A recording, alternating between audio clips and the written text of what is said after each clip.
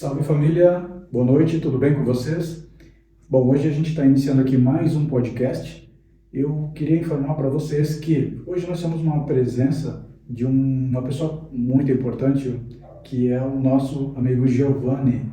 O Giovanni, Obrigado. Giovanni na verdade enfim, é uma pessoa assim que nós queríamos assim trazer essa vivência, essa experiência de vida que ele tem na verdade ao longo do tempo e vai na verdade agregar demais hoje um conteúdo conosco aqui. A nossa pauta hoje é a capacidade de criar uma nova condição e principalmente fazer na verdade uma convergência, né? Se atualizar em termos de profissão. O Giovanni, na verdade, é um analista de custos e hoje ele vem trazer para nós aqui uma experiência, como é que ele passou, como é que ele migrou dessa parte de transição, onde que basicamente era no papel, no catálogo, no corpo a corpo, né, as visitas, e ele, como é que ele, na verdade, se reinventou, como é que ele trouxe isso, fez essa convergência, né, indo para o mundo digital. Então, nossa conversa aqui vai ser bem extrovertida e eu convido você a ficar com a gente até o final do nosso podcast. Deixa o nosso comentário aqui abaixo. Peço que vocês possam se inscrever no nosso canal e fiquem atentos com a gente, tá bom? Giovanni, seja bem-vindo. Prazer é meu. Nossa, fico muito feliz de estar com a sua presença aqui, tá? Da mesma forma, A mano. gente se conhece já há um bom tempo, né? Sim, sim. E assim, eu sei que fiz parte em alguns momentos da sua trajetória profissional. Com certeza, vamos falar sobre isso. E aí eu fico bem entusiasmado aqui porque eu vi que você evoluiu e eu fiquei muito feliz com isso, tá bom? Legal. Bom, Giovanni, então, eu queria que você fizesse um pouquinho uma apresentação de você. Hoje, o que você está desempenhando, um pouquinho só da sua atividade, e aí a gente vai começar um bate-papo aqui de uma forma bem extrovertida, tá bem? Tá bom. Hoje, Marco, como tu me conhece mais pro público, né? Exato. Hoje eu trabalho vendendo peças de reposição fundidas Ok.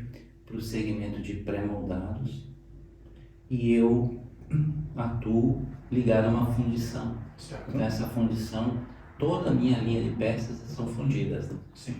E o segmento é o pré-moldado. É o pessoal do galpão, o pessoal do bloco piso, bloco de vedação, Certo. estrutural Uhum. e os tubos, né? Uhum. Essa é a família de peças que a gente atende hoje, né? Bacana. Via a fundição. Uhum. Você comentou um detalhe, eu achei bem bacana. Eu estava vendo aí, um dia a gente já conversou também, esse mercado de reposição de peças é uma mina de ouro, né? Sim. Porque eu diria o seguinte, né, pessoal, prestem bem atenção. Imagina hoje que você muitas vezes está produzindo uma máquina, um equipamento complexo, e aí o que acontece? Mais importante do que vender é também criar uma sistemática, criar toda uma forma de você criar recursos para poder vender peças de reposição. Sim. Né? Sim. Eu até inclusive essa semana eu estava num cliente e ele comentou comigo que orgulhosamente o setor lá de peças de reposição, que é a assistência de peças, ele acabou vendendo muito mais do que máquinas mesmo em si. Sim. Eu fiquei fantasiado com isso, assim, eu pensei, nossa, como é que isso é possível? Simplesmente vendeu muito mais. Sim.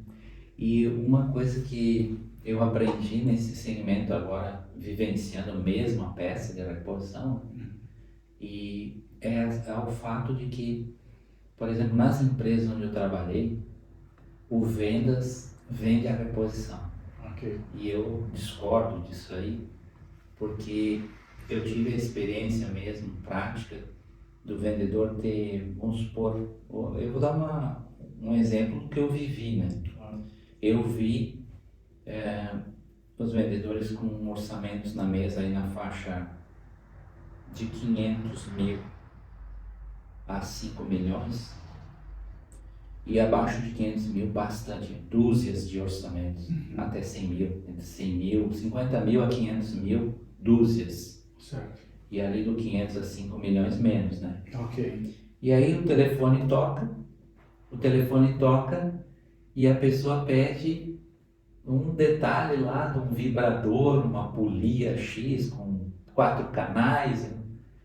E quando ele ouve isso, ele já faz a conta. Esse pedido, depois que eu destrinchar todo ele, vai ser um pedido de R$ 200, R$ 500, batido, essa polia.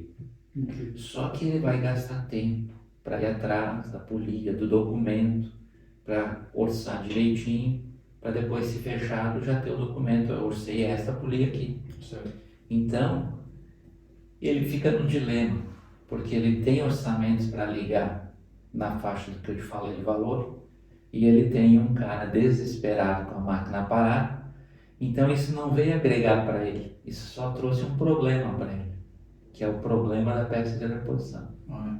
Então, o que dá bem certo era tu fazer um setor que come no café, no almoço, na janta, a peça de reposição.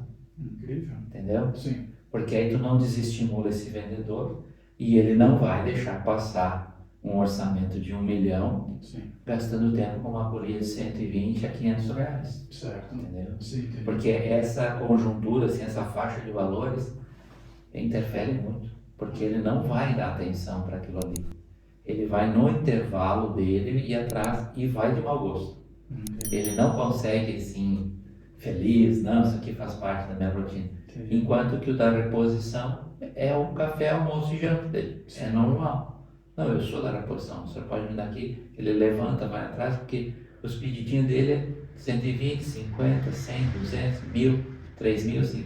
Só que numa série, no final, isso dá bastante. Mas ele está dentro de um universo de valor, né? Sim. Então, no segmento pré-moldado, que eu passei a vida dentro desse setor, Sim, aí, né? eu vi que eles são muito mal atendidos. Aí eu pensei, não, vou criar nessa área aí, né? Só que no decorrer da nossa conversa a gente vai ver como é que a gente chegou até aí, né? Hoje parece tão simples, né? Verdade. Mas tu extrair isso de ti, Isso é um perrengue, né? não é fácil. Só sob pressão, Eu esse imagino. ponto não, Eu imagino. tu não muda. Mas aí a gente vai decorrendo o assunto, a gente vai Legal. encaixar. Legal. Viu, Giovanni? Um dos principais motivos que, na verdade, fez eu trazer você aqui, né, para conversar com a gente nesse podcast, é pelo seguinte: Com licença. a gente sempre procura, né, entregar para o nosso público conteúdo que faz com que realmente o público masculino se identifique, né, onde agregue valor, que traga uma mensagem, que faça com que leve um conteúdo e agregue a ele, né? Fazendo com que ele tenha autoestima, com que ele aprenda uma nova habilidade, com que ele se espelhe com o conteúdo que a gente entrega aqui. Entendi. E eu digo o seguinte, Giovanni, de uma forma muito lisonjeada, eu digo que você, na verdade, se identifica. Você, para mim, é uma pessoa madura, né? E, ao mesmo tempo, você foi adquirindo essas habilidades, esses adjetivos, e, principalmente, você não se fechou, né? Hoje, que idade você tem, Giovanni? Hoje estou com 60. 60 anos. Tá vendo só? Nossa, quanta gente com 60 anos, assim, que acaba sendo, na verdade, muito conservador, né? Tanto no jeito de ser, e principalmente de não procurar novas habilidades, ou dizer muitas vezes que, olha, isso não é mais para mim, Sim. é verdade? E eu vejo que isso é diferente de você. Então, por isso, de uma forma muito orgulhosa, eu digo que você, ao meu ponto de vista, você tem um perfil de um homem que é moderno.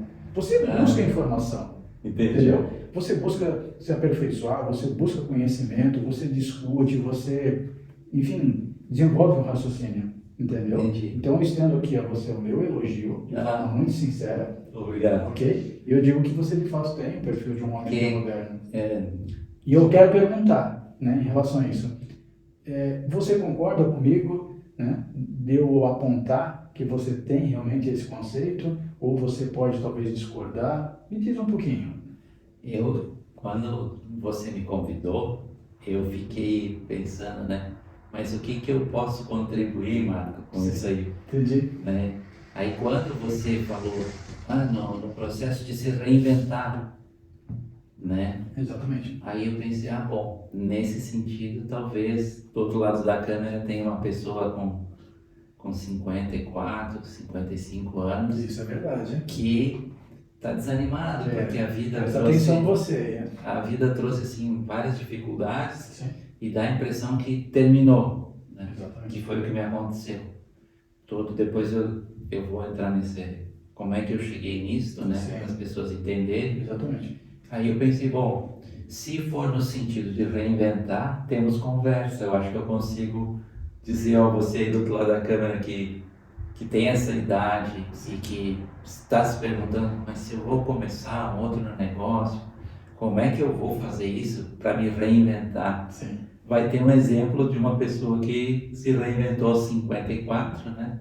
Hoje estou com 60 e consigo modestamente assim sustentar minha família com dignidade, né? Legal. Claro. E estou aqui na tua frente assim animado, né? Exato. Antes de nós começar, tu perguntou como é que foi teu dia. Exatamente. Foi puxado, assim, Exato. foi liga para cá, recebe telefonema e carga e Sim. transportador e coisa nada, coisas do dia a dia que Sim. motivam a gente a estar Claro. trabalhando, né? Com certeza. Então, eu, assim como exemplo de reinventar, né? Sim. Não indo naquela linha assim de ser um sucesso, de ter enricado. Não é essa a ideia. Aí eu pensei, não, nesse ponto eu não teria assim o que agregar. Mas no sentido de reinventar-se Sim. para sobreviver, para trazer uma dignidade para a sua família, Sim. aí sim, aí nós temos uma conversa que nós vamos decorrer aí na Legal. conversa, conforme tu vai me perguntando, eu vou linkando. Bacana. Então, minha primeira pergunta, assim, né, foi realmente, né, ter comentado sobre isso. Então, dizendo que eu acho que você tem esse perfil, você respondeu. E eu também perguntaria para você, assim, o que, talvez você pode me responder isso um pouquinho, talvez um pouco com a tua história, né? Mas como é que você procurou, ao longo do tempo, ir se atualizando às necessidades?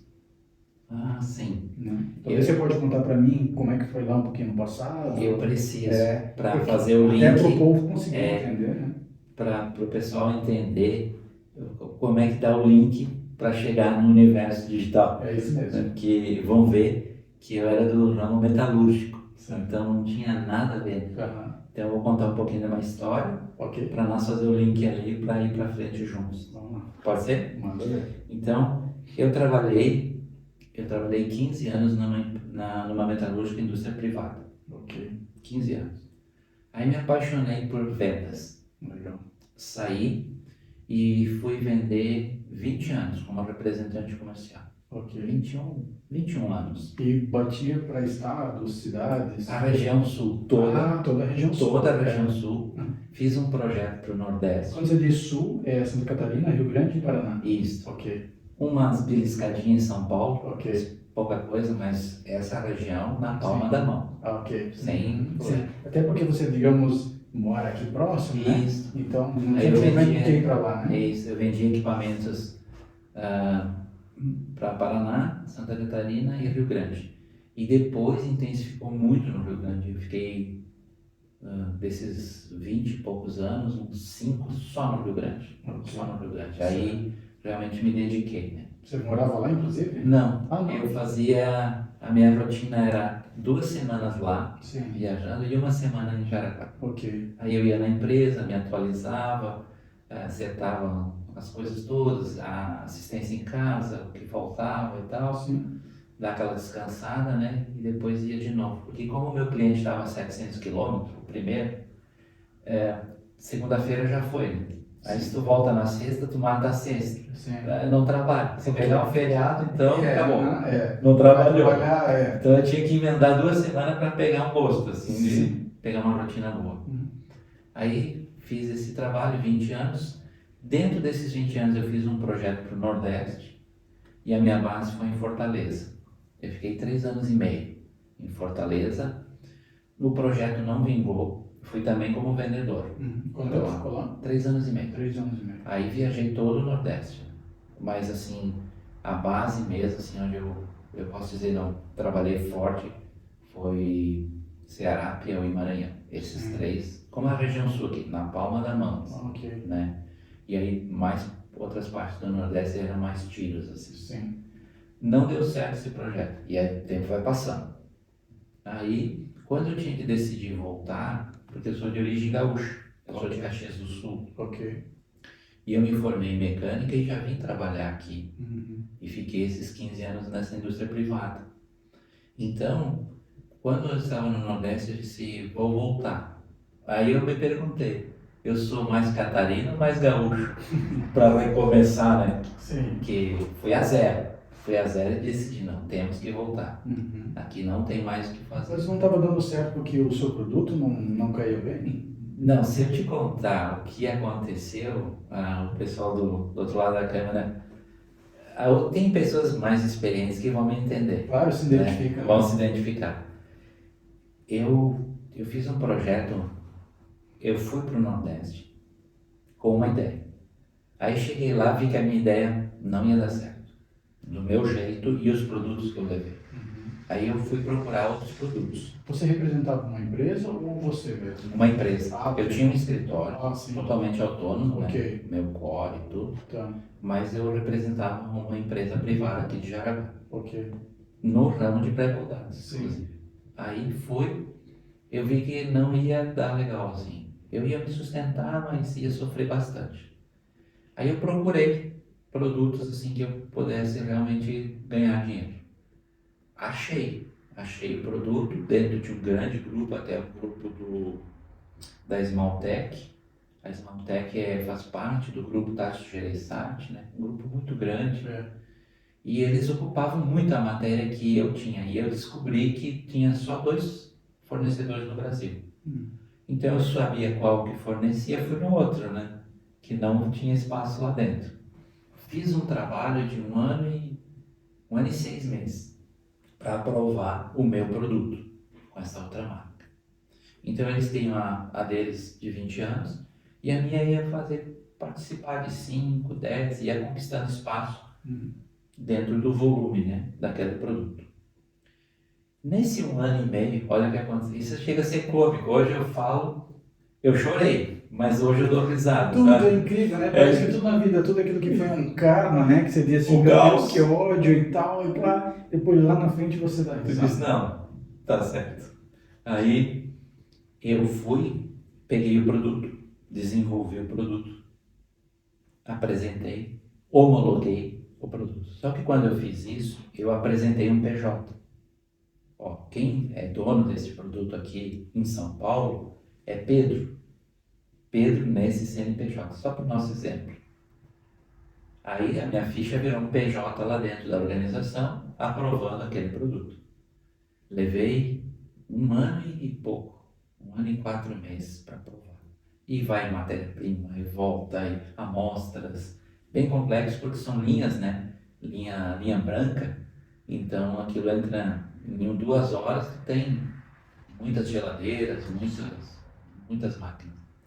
Aí, quando eu recebi meu primeiro pedido, pensa num homem feliz, sério. Mas eu já estava quase a pão e ovo. Nossa. Mas eu pensava, não, se isso der certo, a minha história vai mudar. E chegou o produto. Quando chegou o produto, a empresa me liga e diz assim, Giovanni, o teu produto parou na portaria, não consegue entrar. Dá um pulo aqui, tu está em Fortaleza? Estou. Dei um pulo lá, olhei a nota fiscal, eu tinha apresentado para a empresa um Pedro num PJ. A carga chega com Paulo e outro PJ. Nossa, como é que vai explicar isso? Não passou da portaria. Aí eu vou atrás da minha gerência e tal, para encurtar a história aqui. E o meu gerente diz assim, nesse um ano que tu trabalhou, houve uns probleminhas internos aqui. Oh, pequenininho, Coisa pouca. coisa pouca. O pai dos meninos, eram 2 rapazes, o pai do menino faleceu e tudo entrou em inventário. Nossa, que louco. E nesse inventário, a tua chapa, a tua peça, que era uma chapa, eu vou dizer chapa assim para ficar mais simples, Sim. para nós entrar tecnicamente, Claro. uma chapa. A tua chapa não ficou em São Paulo, foi para Curitiba. Mas é a mesma chapa, a receita, tudo a mesma máquina, tudo certinho. Tem certeza que é a mesma coisa? Absoluta. Aí fui falar com a diretoria. E aí tu imagina, né? Pouco recurso, um caminhoneiro louco querendo descarregar, não passa da portaria. né? Isso tudo tem que ser Eita, conversado. que Que muvuca. estresse. Imagina. Mas a parte de produção, de um ano e pouco, tu já cria amizade. Giovanni, tu garante que esta peça é a que nós aprovamos? Porque nada comprova. Garanto. Botei minha mão no fogo pelo meu gerente. Aí ele disse, então nós vamos abrir uma ordem que esta peça é a amostra. Porque se for para a linha de produção e não der certo, rola cabeças aqui. Então, a gente não vai correr o risco por ti, né? Mas é o que nós podemos te ajudar. Eu quase me ajoelhei, né? Agradeço muito a parceria. Entrou a chapa como amostra. Então, por exemplo, um caminhão, 300 chapas como amostra. Tudo ok e o resto do pedido que já estava em Fortaleza. Consegui um amigo que tinha um depósito que recebeu a carga para mim. Tem horas que amigos são amigos mesmo. Vale ouro, É né? mais longe, assim. Longe, Salva estou sua com vida. pouco recurso. Tá. Aí, 9h30 da manhã, me liga o gerente da produção. Giovanni, vem aqui que a tua chapa deu problema. Ai, ai, E ai. deu problema em linha. E aí eu fui ver o problema. Voltei ao meu gerente, ele disse, não pode. É a mesma receita, a mesma máquina, eu vou ver o que é. Mas não posso ver isso agora, porque está em Curitiba a tua peça. Na linha que foi com outro menino. Ah, beleza. Mas eu vou a Curitiba ver. Sim. Ele foi, levou uns 7 dias para ir. Foi lá, me ligou de volta. Giovanni, eu descobri o que aconteceu com a tua peça, a tua chapa. Foi a máquina, foi a matéria-prima, foi a receita, tudo certinho, era para dar tudo certo. Mas não deu, porque o operador da máquina de São Paulo, com 25 anos de casa, não quis descer a Curitiba, não quis ir morar lá. E aí ele tinha aquele segredo profissional que está tudo pronto e chega para o chefe e diz, é isso aqui que o senhor quer, chefe? Não, tá vendo que tem uma diferencinha da outra aqui, da original? Tá? Ah, esse fosco, um micro detalhe, né? Ele sabe o que fazer na máquina, só que não é registrado isso. E esse não registro é o segredo que segura ele no emprego, segura ele na função. Ainda naquela época tinha essa mentalidade, hoje tem muito software, muito Sim. administrativo que registram tudo, né? Claro. Para não ficar na mão desses operadores. Exatamente. E aí ele tinha aquele detalhe fino que fazia a chapa ser aprovada como foi aprovada, né? Aí, resumindo, não vai entrar a tua carga, Giovanni, não foi aprovado. E agora tu tem que entrar lá na fila, lá atrás, começar tudo de novo com esse PJ novo aí. Como eu já estava pão e ovo, eu disse, não consigo, vou ter que voltar. Voltei zerado. Aí começar tudo de novo. Aí comecei tudo de novo e um colega se aproximou de mim, um senhor da área técnica, na área de polímeros.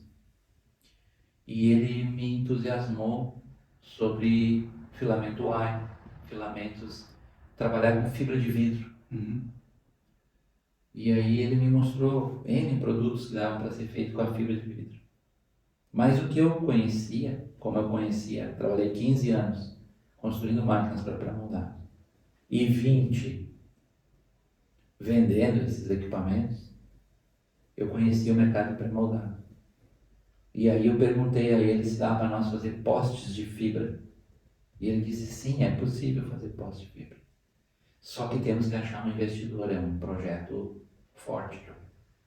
Não menos de 1.200.000 para começar a brincar.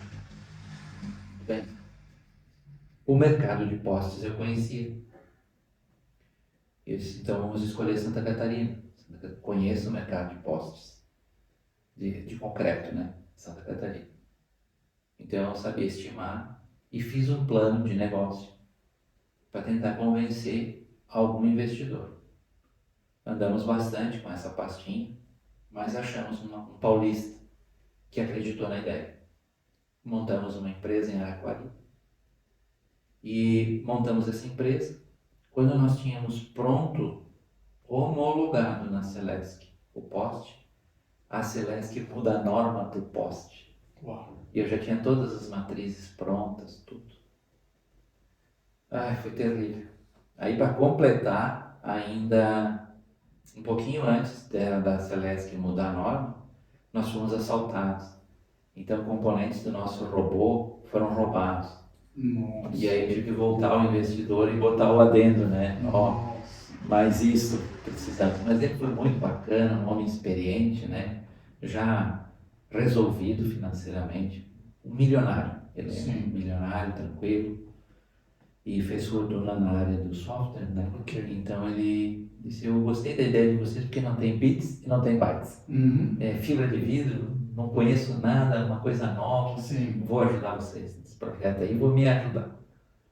Aí trabalhamos 2 para 3 anos. Aí teve o assalto, o roubo, foi um baque para nós. O dólar disparou, outro baque.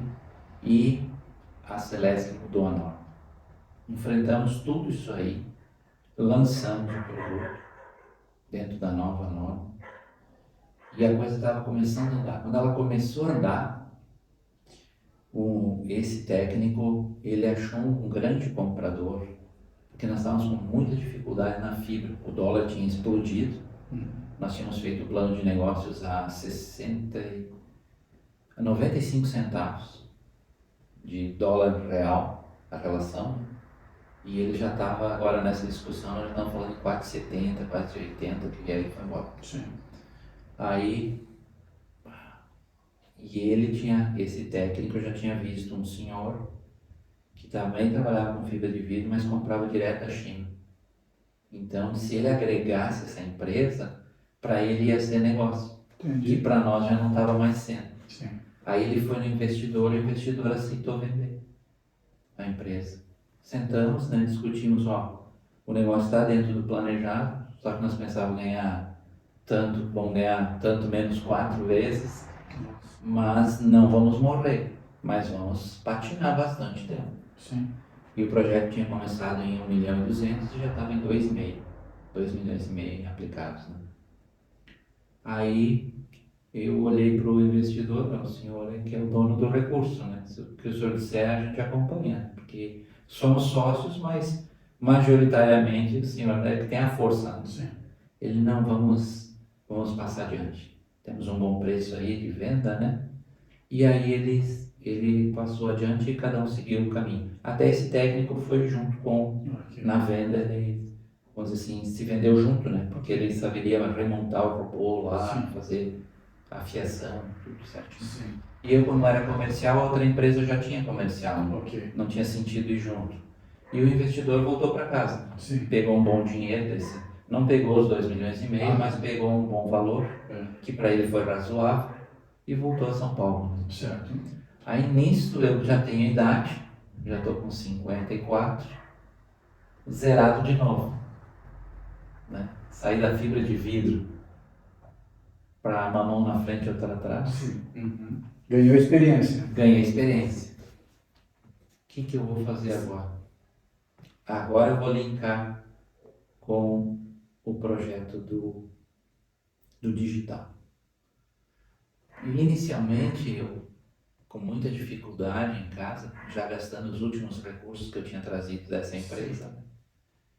Eu fui pensar o que fazer. Primeira coisa que me veio é mandar meu currículo. Né? 2 faculdades, mais essa experiência toda aí. Não era formado em LinkedIn ainda, né? Eu sou formado em mecânica e administração. E aí comecei a mandar currículo. Aí eu percebi, quando eu cheguei de volta à tela do computador, porque o representante comercial só vê as telas que lhe interessam, que é a da empresa e do cliente. Só. Aí comecei a ver o universo de, você não visita mais os RHs, você vai nas grandes empresas e mesmo no site da empresa que você tem algum interesse, você entra lá, se cadastra o teu currículo lá, manda uma cópia e eles vão analisar. Pô, que legal, não preciso nem sair de casa. Pensei, que coisa boa. Só Foi que o primeiro quando passo já para o digital. foi o primeiro passo. Não vai mais na empresa, manda o currículo via online. Ok. Isso já foi um baque para mim. Certo. Que eu ainda era do fazer o currículo, pôr uma Papelzinho, forma. entregar. Vamos lá, põe na caixinha do correio, um amigo entrega. Sim. Tá. Aí, beleza. Isso já. Aí tem um campo lá que tinha que pôr a idade. E aí eu tinha que botar 54. Aí quando eu botava 54, algo me dizia: te põe no lugar desse gerente aí. Você precisa de um analista de custos. Eu poderia trabalhar em outras áreas, mas eu vou botar um porque eu trabalhei e atuei bastante tempo nessa indústria privada. Sim. Vários anos como analista de custos. Eu sou um gerente, preciso de um analista de custos. Eu vou chamar, então, no meu banco de dados. Eu vou botar entre... primeiro ele vai ter que optar entre masculino e feminino. Aqui já estão 50-50. Probabilidade. Que pode ser uma mulher, uma excelente analista de custo, e um homem excelente analista de custo. Sim. Então eu já tenho 50%. Eu pensava assim, agora eu sou gerente. Não, a vaga é masculina, eu quero um homem aqui trabalhando nesse setor. Me encaixei. Então eu vou pedir aqui, o sistema me liste todos os candidatos masculinos de 23 anos até... Ele não vai botar 54. Já fiquei excluído lá. Olha, eu pensava comigo, se ele botar 40, ele é um bom gerente. Ele é um cara assim que acredita na meia idade. Entendi. E aí, toda vez que eu mandava o currículo, que eu vinha no campo... Era um cara, mas tem que colocar... Não, minha mão tremia. A minha mão tremia, porque eu dizia, será que não dá para mentir? Mas como é que eu vou chegar lá grisalho e dizer que eu tenho 25 anos? Não dá, né? Então, tá, vai lá, 54. Mas aí eu comecei a entender que aquilo ali já me excluía. Sério? Eu não acreditava mais no... E uma pergunta fora da casa aqui, desde quando que você já tinha um bigodinho daí? Sempre. Sempre? Sempre. Porque antes de casar, eu era bem barbudo. Ah, é? Mais uma barba forte. Nossa. Aí meus parentes, todos, não, tu não pode casar desse jeito. Sério? Parece um guerrilheiro, sei lá, né? Alguma coisa assim, não parece uma pessoa de bem, mas não, barba forte, mas ele era só estudante, não tinha procurado emprego. E é curioso porque o EG, teu filho, tem uma barba relativamente rala, assim, não é muito... Sim, aí, como eu sou adepto, eu acho bacana, homem com barba, certo. Eu nunca desmotivei ele. Ah, ok. Mas tenha bem aparado, Sim. bem ajeitadinho, Sim, claro. mas tenha a tua barba. Né? Aí ele cuida, ele cuida bem e se adaptou à barba e não quer soltar mais. Aí é uma briga lá em casa, a mãe quer que tira, o pai quer que deixe. Olha só. Mas deixa bem bonitinha para não passar vergonha. Aí, com muita briga, os meus parentes me convenceram, então deixa o bigode. Então deixa o bigode. E aí nunca mais tirei. Okay. Até hoje envelheci com o bigode. Você casou com que idade? Com 24. 24. E já era do bigodinho. Que tal? Já era do bigode. Mas a tua geração, na verdade, já era de usar bigode? Sim, era normal. Era normal. Eu não era assim, alguém diferenciado. Eu vejo a galera hoje mais jovem ali e tal, né? Estilizando, colocando aquele bigodinho e coisa e tal. Fazendo umas voltinhas e tal. Verdade, é curioso, assim, sabe? Sim. Aquele estilo, né? Eu juro que uma vez já tentei deixar, tá? Já fiquei com barba também, mas bem, eu tenho a barba também muito branca, assim, né? Mas fica tudo branquinho, assim. E eu não me sinto bem dentro, então eu tiro, né? Certo. Me sinto muito bem assim, né? E literalmente me dá uma diferença de idade assim, muito grande. Sim. Eu envelheço tranquilamente ali, uns 10 anos, assim. Certo. Se eu ficar de barba. Sim, eu ficar de barba. No momento oportuno eu te mostro depois uma foto. Acho que uma vez, talvez você já me vê de um pouco de barba. Eu acho que sim. Mas enfim, então fiquei curioso por causa do bigode. Então respondeu, tranquilo. Não, bigode. E já disse lá em casa, né? Quando morrer, não deixa a funerária tirar o bigode, né? Pô, a vida inteira de bigode, agora vamos enterrar feliz, tira o bigode. Não pode. Não deixa. Já diz lá, não tira o bigode que o homem vai ficar bravo. Detalhe, né? Ainda passa o pretinho, né? Deixa, né? Pretinho no bigodinho, pretinho no cabelo e tal, né? Porque eu já vi Eu tenho colegas que trabalharam em funerárias, assim, preparar as pessoas para o funeral, em termos de maquiagem, toda uma tecnologia hoje, né? Sim. Porque muitos sofrem acidentes, coisas, né? E eles me diziam, ó, se tu ainda quer ir com bigode, tu especifica lá, porque senão nós passamos a máquina e deu. Aí chega lá, mas é esse aí, cara, mas tá tão jovial, mas foi, né? Ficou 10 anos mais jovem da foto do bigode. Adianta o quê agora? Né? Então eu já deixei dito, ó, não, por favor, não, anota lá. Mas você tem que colocar daí, eu acho que antes a gente colocava na identidade ali que era doador, né?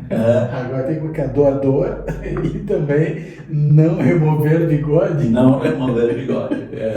Isso é interessante. É verdade. Aí eu olhava para aqueles currículos e não acreditava mais naquilo. Aí eu disse, o que eu vou fazer? Eu acho que agora um campo interessante é a internet. Só que, Marcos, quando eu decidi vou estudar a internet, eu me dediquei mesmo. Eu era 8, 12 horas por dia estudando a internet. Isso foi basicamente em que ano?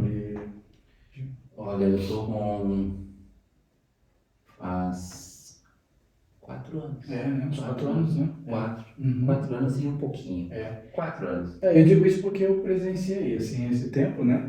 Uhum. Eu lembro ali quando você, digamos, começou e aí depois realmente, né? Mas eu lembro que você, em alguns momentos, assim, realmente eu vi que você se dedicava muito mesmo. Aí, quando passou um mês, mais ou menos, era para dizer assim, e daí, Giovanni? Entendeu? Não. Eu entendi que eu não sabia nada. Nossa. Aí é que eu entendi que os jovens estavam assim a jato. Certo. E eu estava ligando meu bimotor, monomotor na hélice lá e tentando ligar. Então, isso é uma disparidade muito grande. Isso é mais ou menos que naquela história, quando ele diz, né? Quanto mais eu sei, mais sei que menos sei. Me aconteceu esse fenômeno aí. Eu estudava e eu ia me distanciando assim, do conteúdo. Aquilo escapava na minha mão, assim. Eu disse, isso aqui não é para mim. Mas eu tenho que sustentar minha família, eu tenho que achar alguma coisa. O instinto de sobrevivência era maior, né? Era o maior motivador. A mola que proporcionava tudo isso aí era as dificuldades, as necessidades. Sim, Aí eu pensei, vou criar uma plataforma na peça de reposição. Aí é que tu entra. Porque quando eu entendi, eu na sala lá eu pensei, os jovens estão a 1000 por hora e eu estou muito lento, não tem como eu competir com eles. Aí quando eu me fiz essa pergunta, algo dentro de mim disse assim, mas o que tu tem que os jovens não têm?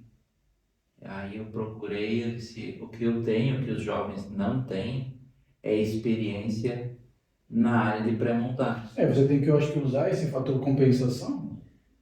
Eu me fiz essa pergunta e ela me abriu no sentido assim, se alguém estiver nos escutando e vai se fazer essa mesma pergunta, né? O que eu tenho de competência? O que eu sei? O que eu fiz a vida inteira? Quando eu ia em feiras, até internacionais, muitas pessoas ficavam admiradas, assim, que iam comigo, né? Nossa, como tu conhece tanta gente? Mas uma vida, né? Claro. Uma vida nisso aí, a gente passa a ser conhecido no mercado. Imagina o network que fez, né? São centenas de contatos. Sim. Aí eu disse, eu tenho que fazer alguma coisa na internet no pré-moldado. Aí eu pensei, o quê? Aí eu disse, uma área que eu sempre me queixei, que não era bem atendido meus clientes, era na peça de reposição.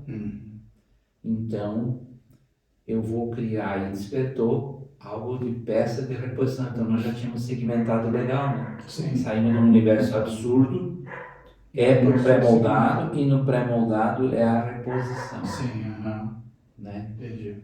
Só que um pouquinho antes de chegar nisso aqui, e eu tenho que voltar porque não estava bem claro na minha mente, assim de imediato. Hoje está bem claro, mas não foi assim. eu tenho que criar uma plataforma na internet para reposição.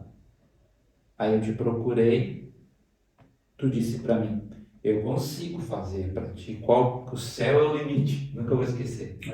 É quando tu tiver recursos e ideias, mas é infinito. Eu posso te fazer a plataforma, mas tu terá que fazer o layout, o que tu quer. Exatamente. A criatividade, a criação, as cores, isso aí eu vejo. Mas o que você quer, você tem que me expressar.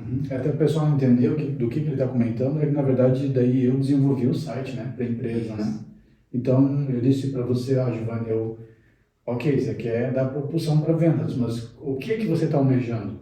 Aí você diz, vamos fazer um site aqui para poder tirar pedidos, né? Isso. E aí eu fiz o site é o pedido. Isso, por site é o pedido. E aí eu fiz essa pergunta para ele, né? Tá, ok, mas como é que ficaria esse layout? E aí você buscou referências até que a gente chegou num modelo lá e... Isso. Aí eu fiz o layout e aqui fica importante esse detalhe o pessoal que estamos assistindo entender. Então eu tinha que era pré-moldado, eu não tinha que era pré-moldado, eu tinha que era peça de reposição.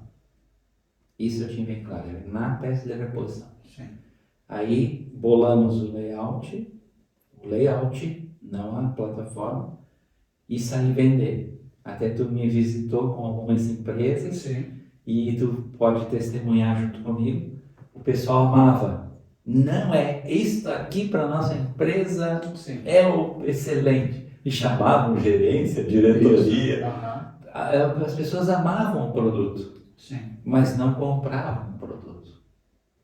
Aí eu voltava para casa, mas eu perguntava para mim, né, mas como eles amam o produto, não tem esse produto lá na empresa para peça de reposição, mas não compram. Aí me atinei.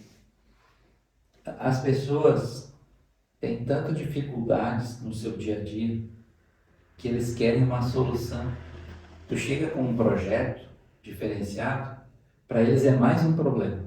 É uma solução, mas que traz junto consigo um problema. Isso parece aquele ditado que a gente diz, né, que isso veio para resolver um problema que antes não tinha. Isso mesmo. Ou resolveu um, gerou outro. Agora tem um departamento, uma gerência, uma diretoria me incomodando com isso que não tinha. Exatamente. Só que tem que pensar que era totalmente ineficiente sem eles, né? Sim. Mas vamos pular essa parte porque é muita consciência para uma venda, né? Então, eu entendi que quando eu fosse vender a ideia da peça de reposição, eu tinha que me vender junto. Entendi. Eu sou um analista de custos, eu sou um homem de produção, eu entendo que é uma engrenagem, que é um pino, que é um pinhão, eu entendo de mecânica, sou formado em mecânica, trabalhei 15 anos construindo equipamento. Então, numa metalúrgica, eu não seria um ambiente assim que eu não saberia o nome das ferramentas, das coisas, né? Exatamente. Então, seria peça de reposição para o lado metalúrgico, né? Por exemplo, no lado químico, eu não entendo quase nada, né? Entendi um pouco ali na fibra, mas ainda é um campo bem específico. Parte elétrica, sou um zero à esquerda, não entendo desse universo da elétrica, mas da mecânica sim. Aí eu tenho que achar um cliente onde eu venda a ideia e me venda junto, eu implanto isso aqui para ti. Sim. Aí quando eu cheguei a esta conclusão, o telefone toca. Um amigo ligou para mim e disse, olha, eu passei numa empresa e eles têm uma demanda de peças de reposição, não é o mercado principal deles, mas eles pararam tudo porque a reposição não cobre um representante na estrada com carro, hotel, combustível, pedágios, e core, e nota, e não paga. Então eles desistiram de vender esse produto. A princípio dá para pensar, se eles desistiram, o que eu vou fazer lá, né? Mas eu pensei, não, para quem não tem nada, isso aí pode ser alguma coisa. Aí fui, era uma fundição, cheguei lá, ela tem um segmento de 90% dela, e 10% era a reposição que estava totalmente parada. Aí eu olhei as peças, eu reconheci Eram todas as peças voltadas para o mercado pré-moldado. Eu conheci o nome, a história da peça. Aí eu disse, é essa aqui. Aí o diretor disse, o que precisa para nós trabalhar? Eu disse, olha, eu tenho alguns requisitos. Primeiro, eu vou trabalhar de casa, home office. Você solicitou? Eu solicitei isso. Não tinha pandemia, não se pensava em nada disso ainda. E de casa, porque aí eu me concentro aqui. Sim. Aqui tem muita folia, muita conversa, Sim. E eu gosto de me concentrar. E eu conheço essa história de organização, porque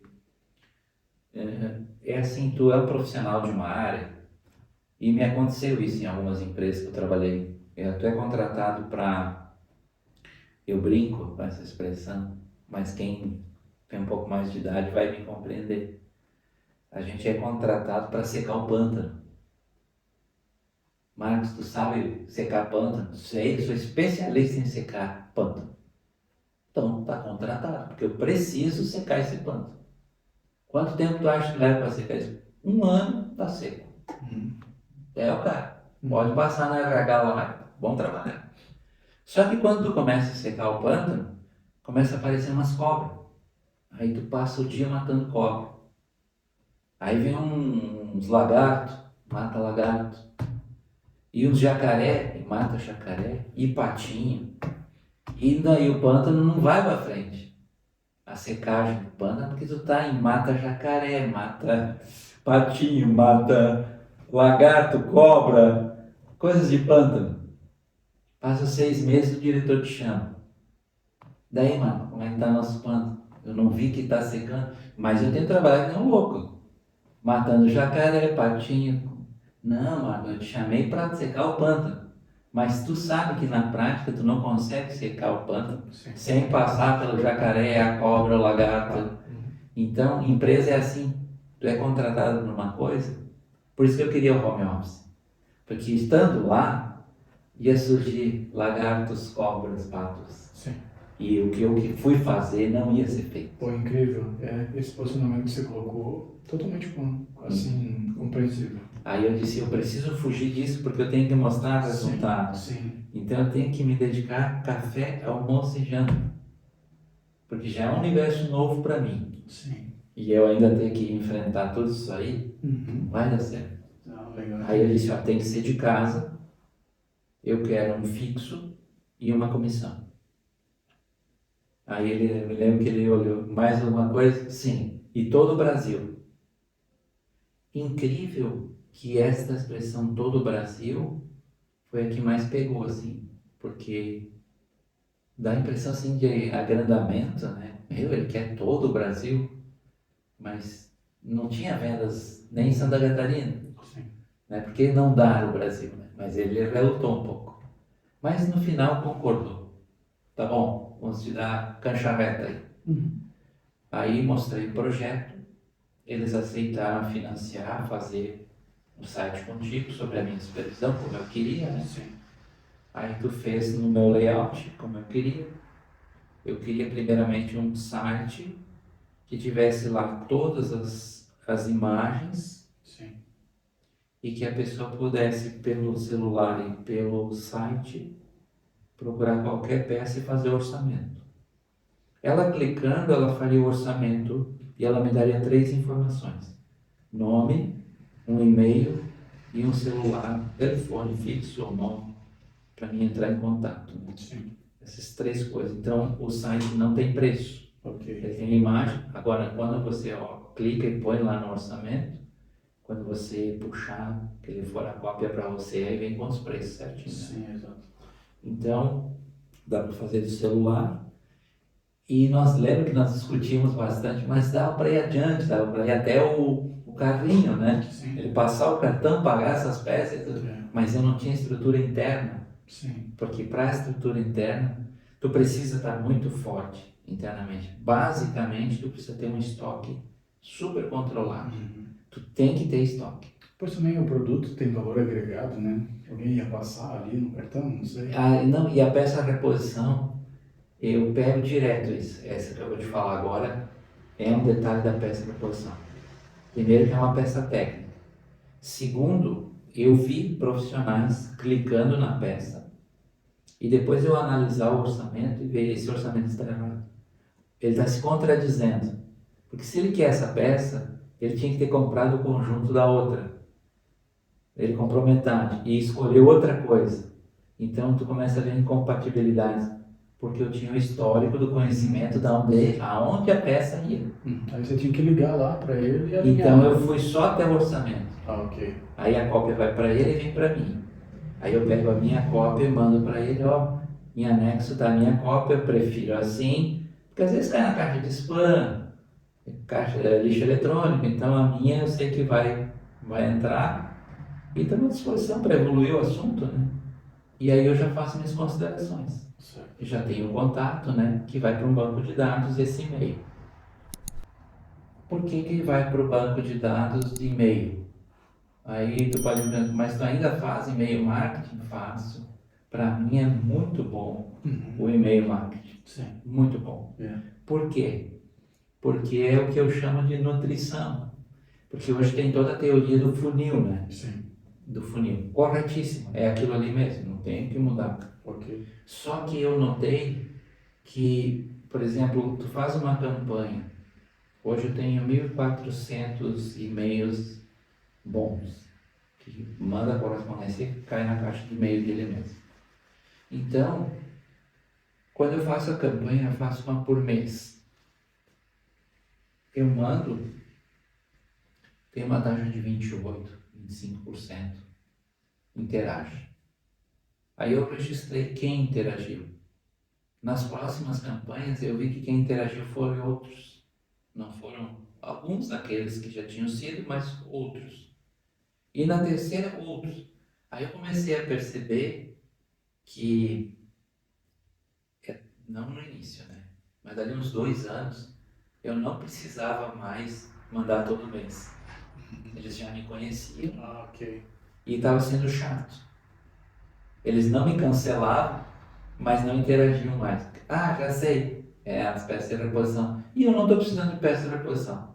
Agora o que queria já vinha, já orçava no site, eu já me ligava e toda vez que eu faço hoje uma campanha, já há interação. Mais ou menos, né? Mas sempre há. Não tem mais nenhuma campanha que não dá um orçamento, 2, 3 e que não sai uma venda. Já Cada campanha? Cada campanha. E aquilo está nutrindo eles. Ok. Que eu estou ali na área, que eu existo e tal. E como a empresa me deu estoque, então eu tenho um pronto de entrega assim, bem rápido. Isso foi um carro-chefe meu. Hoje, a outra marca dentro da empresa avançou muito para cima de mim, né? Então agora em dezembro a gente está sentando para rever para 23, né? Eu preciso de mais espaço, eu preciso de mais estoque. 23 o quê? O ano de 23. Para programar para 23, sim. eu preciso de mais estoque, porque eu perdi venda por não ter a pronta entrega. Então, eu preciso disso para avançar. Sim. Mas não estou pronto para o carrinho assim para passar o cartão. Entendi. Primeiro, porque ele é uma peça técnica que ele pensa que era aquilo que ele queria e não era. Se eu não ligo atrás e tiro essa dúvida dele, ele ia comprar a peça errada. Entendi. Então, se ele não tivesse a minha interação, isso me preocupa para frente. Será que um dia eu vou ter a passar o cartão e pronto? Certo. Eu me preocupo com isso porque hoje eu já tenho clientes que tiram o orçamento via celular ou via computador e me mandam um orçamento escrito assim, aprovado o orçamento. E eu tenho que transformar aquele orçamento num pedido, PJ, local de entrega, local de cobrança, condição, forma de pagamento e buscar o aceite dele, né? Então, eles estão tão acostumados, alguns, né, já estão tão acostumados pela recorrência que já mandam no orçamento a aprovação, aprovado o orçamento. Ok. Então eu já sei que ele já sabe tudo. Eu olho, ele sabe o que quer e confia em mim. Então eu faço um pedido, acho a condição razoável ali, boa, confortável para mim e mando para pegar aceite dele, ele já aceita no retorno já rapidão. Bacana. Mas é tão bom assim porque ele tirou o orçamento e já mandou aprovado. Tá. É isso aqui que eu Deixa eu quero. perguntar, Giovanni, hoje então, dentro do mundo digital, resume para mim assim, quais foram as tuas principais habilidades? Olha, eu mando bem, sei fazer isso, consegue elencar Ah, para mim? sim, sim. Aonde eu mais tive que me desenvolver foi numa plataforma de fazer, gerar conteúdo, né? Fazer as campanhas. Eu uso o Inkscape. Ok. Eu uso o Inkscape, me adaptei muito bem a ele. Para quem não sabe, o Inkscape, ele é um software de desenvolvimento de arte digital. Então, por exemplo, ele é muito concorrente, é um software alternativo de quem muito conhece aí já o CorelDRAW, por exemplo. Então, nele a gente pode fazer qualquer tipo de arte, né? Então, imagina lá vocês, por exemplo, que vamos fazer essa arte dessa caixinha aqui. Então, pode ver, ela tem uma frente, né? Tem uma arte do lado. Então, muitas vezes a gente precisa fazer, sei lá, um folder, um impresso, um cartão de visita. Então, esse é um software que o Giovanni, nesse caso, está comentando, só para vocês compreenderem. Eu vejo muitos colegas trabalhar muito com Photoshop, né? Ele, na verdade, o Photoshop daí tem uma outra pegada. Tem Também, uma outra claro, pegada. Mas já o Photoshop já tem essa pegada de tratamento de imagem, né? E Mas também dá o pra fazer. Inkscape, para mim, sobra. Sobra Sim. software É. para fazer as minhas campanhas das minhas peças. Eu diria até mesmo ali que o Photoshop, assim, ele daí, porque, por exemplo, muitos querem a arte vetorizada, né? Ou seja, que você pode ampliar milhares de vezes ou centenas de vezes, né? Ou dezenas de vezes, que não vai perder ali a qualidade. E já no caso do Photoshop, você está gerando uma imagem, não uma vetorização, Sim. né? Isso que tu falou agora é muito importante. Muito importante. Sim. Exatamente, Mas eu me adaptei, eu até eu fui pro, eu tenho algumas funções no GIMP que eu gosto. O GIMP tem ele é muito bom na parte de sombras. Certo. Eu me apaixonei pela parte de sombras deles, né? Ok. E hoje, vendo que os tutoriais no Brasil do Inkscape eu já tinha absorvido, aí eu comecei a buscar tutoriais do Inkscape nos Estados Unidos. Aí deu um salto. Não cheguei lá ainda, mas vi que ainda tenho para caminhar, né? Aprender. Sim. E lá eles me mostram que as sombras no Inkscape é tão poderosa quanto no GIMP. Opa. Só que tem que ter os caminhos. Entendi. Tem que preparar bem as telas antes de começar. Sim. Tem regras para serem observadas. Entendi. Mas não perde pro GIMP. O GIMP é mais simples, assim, ele é mais intuitivo na parte de sombras. Legal. Né? Aí eu usava muito para limpar imagens. Só que depois tu desenvolve no Inkscape, tu vê que tu já pode gerar uma imagem limpa. Tu não precisa limpar depois. Quando tu pega essa técnica, então tu já pula essas etapas. Então agora eu estou migrando menos pro GIMP, e o GIMP é muito bom também na exportação reduzir, né? Nossa. De 1 mega para 200K. Compactação de imagem. Ele é muito bom nisso. Então eu gosto de fazer essa. Vamos e voltando para deixar pronto para o Face, deixar pronto para o e-mail, né? E é interessante que agora o GIMP, na verdade, ele também já está gerando imagens em JPG, né? E que também dá compactação. Sim. Tu vê. Mas quando eu vi no Inkscape que os americanos fazem, eu disse, eu tenho muito que aprender. Não, aí eu vi que tem um campo ainda para mim aprender. Sim. Muito bom. Legal. E aí eu consigo fazer minhas campanhas, né, dentro de uma... Não sou assim aquele artista, né? Ok. Mas atende, o meu mercado é simples, assim, não é um mercado... Eu não estou vendendo microfones, celulares, né? Sim. Não, estou vendendo peças de reposição. Ali Ela é mais bruta a imagem. Ele quer ver e ver preço. Ok. Ele entendeu a imagem. Objetividade. E quer preço. Objetividade. Pronto. Né? Entendi. Tu tem essa peça aí? Quanto custa? Ok. Né? Vou lhe fazer um orçamento hoje pela plataforma. Sim. É muito rápido, né? Sim. Então, para o pessoal de casa entender, hoje o pré-moldador ele consegue via Android, via celular, para fazer o orçamento. Né? Eu não tenho recebido há 4 anos já com a plataforma aberta e não tive clientes fazendo pelo celular.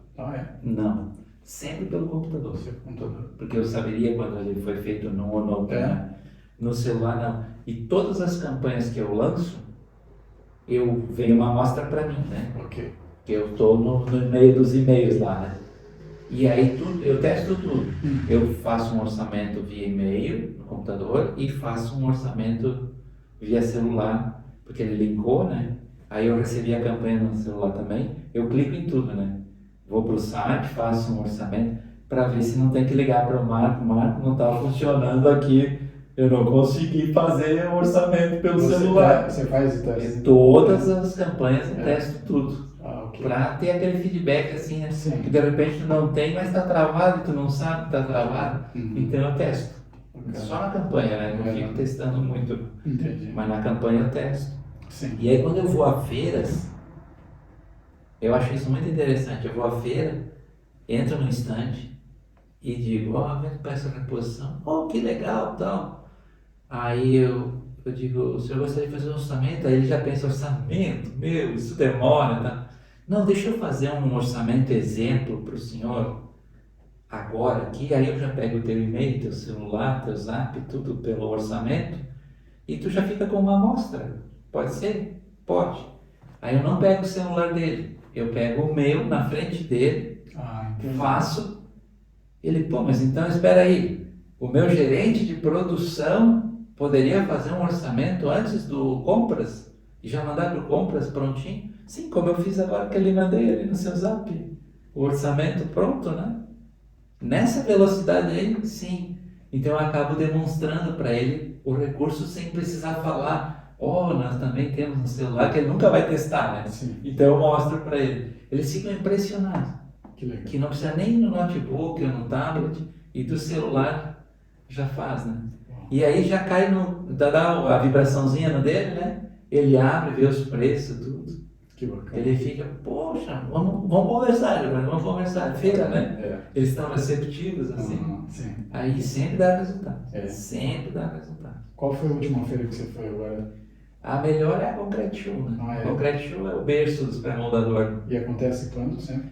Em outubro. Outubro. Ah, ok. Então passamos já. Agosto. Esse ano foi em agosto. E você foi lá? É isso? Este ano não fui. Ah, não foi? Não fui. Acontece onde? Na São Paulo. Ah, São Paulo. São Paulo. Ano passado você foi?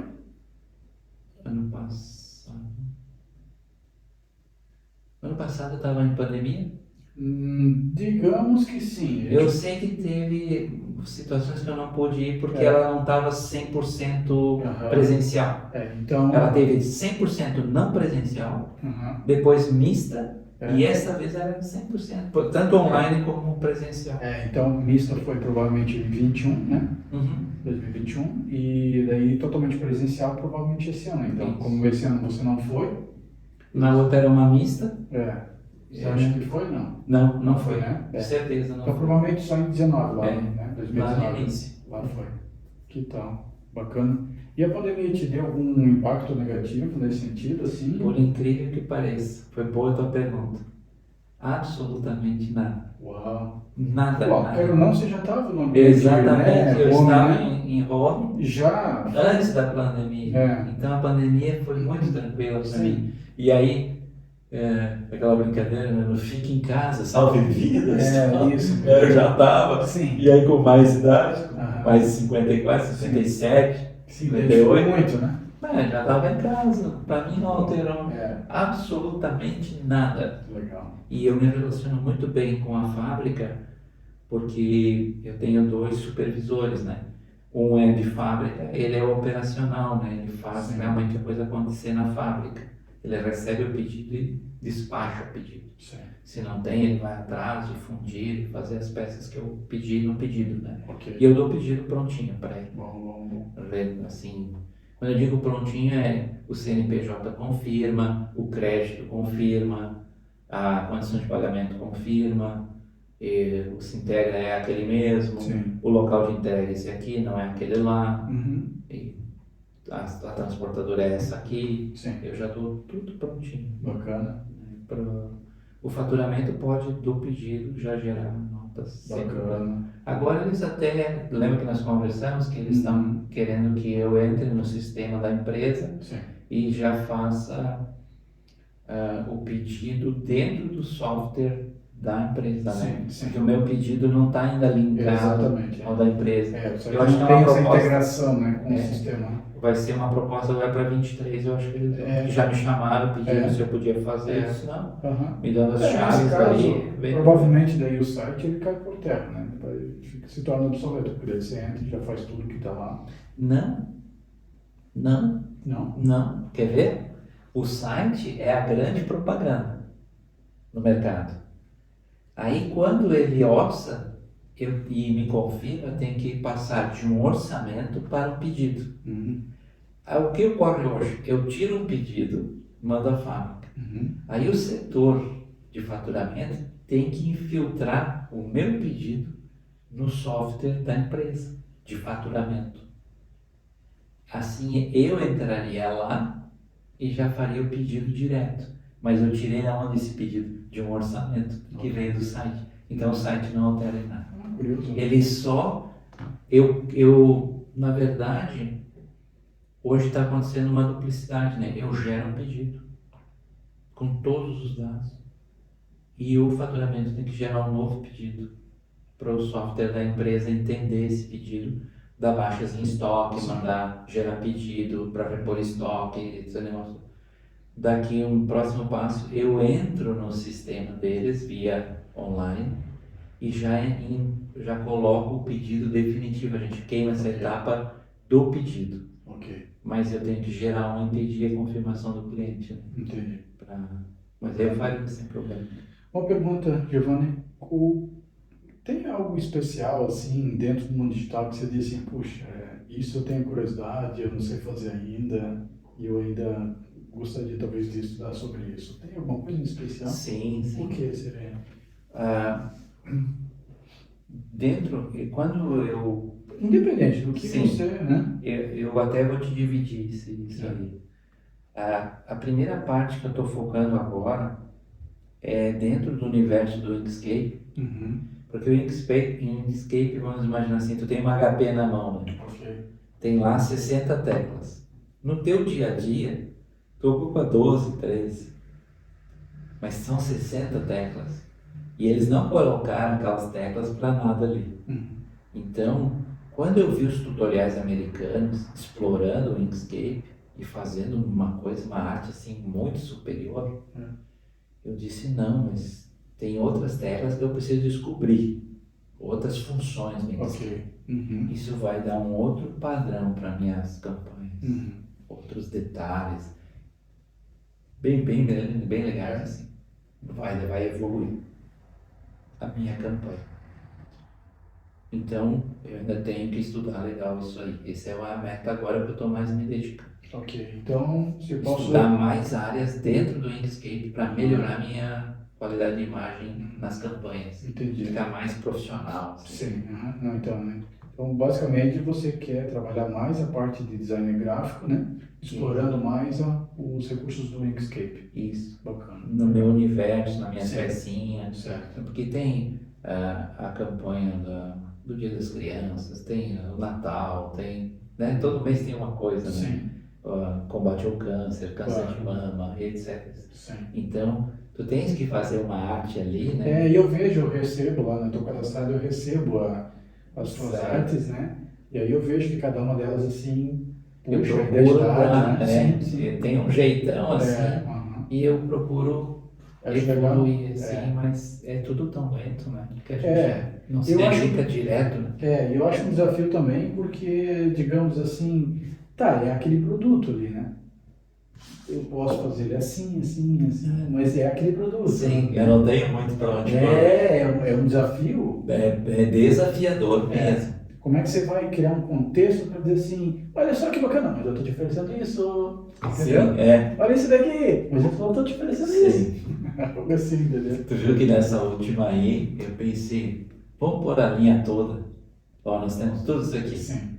Fazia tempo que eu não fazia uma dessas, uma rebentona. Mas é bom? Instiga, porque de repente ele nunca clicou na aba lá de outros que tinha peças para formas de poste, por exemplo. Uma forma que deveria de acontecer, às vezes, é chamar isso para dentro de um ambiente que pudesse ter um dinamismo, entendeu? clica aqui, vai para uma página e lá dentro fica, Sim. né? Tendo um dinamismo, Sim. mostrando, aparecendo, entendeu? Ah, O discos entrando, saindo, entendeu? sim. Entra um, sai outro. Sim. Toca, como diz, toca uma musiquinha, dá choquinho. Sim. Não, essa Eu me é. esqueço uma vez que daí, amigo, eu tava assim, né, desenvolvendo a arte e tal, né? Aí o cidadão chegou do lado assim, eu gostei da arte, mas eu precisava de duas coisas ali. Eu falei, não, tudo bem, vamos lá então. Olha, eu precisava que aquilo ali ficasse dando piscadinhas e choquinhos. Eu olhei assim. Tá bom. Aí eu olhei assim, a luzinha assim, mas o choquinho. O joguinho tá. Ou é um 3D mais forte, né? Você não quer assim com perfume também? Que solte um aroma, um ar assim. Fica aromático. Aromático. Não, a criatividade é boa. É. Só que a limitação prática é complicada. É esse mesmo, né? É que nem o podcast que a gente tava aqui, né? Eu falei, pô, gente, meu, isso aqui tem aroma disso. Pena que vocês não estão sentindo aqui, sabe? Ah, sim. É. Não, tomando um uísque, uma cerveja, Não, legal. e a nossa bebida aqui, tipo, eu perguntei, né? Vou deixar para vocês no card aqui. A entrevista que foi justamente nessa data de hoje, que nós estamos marcando esse podcast, ela foi lançada hoje. E o curioso é que daí nós estamos aqui tomando, comendo, bebendo, enfim, e aí provocando, né, o pessoal e tal, e enfim, aí você não tem, né, o palato, não tem o aroma, enfim, né? É Sim. incrível, né? Hoje eu sinto assim, eu tenho essa limitação técnica minha de uma arte mais elaborada, mais forte, assim, mais. Eu sinto que dá para fazer mais arte. Entendi. Arte. Dá. Você acha que pode evoluir, né? Vai evoluir, É. vai. Olha, Giovanni, se eu pudesse dizer algo para você, assim, procure explorar essa parte de dinâmica, né? Sim. Movimento. Essa parte dos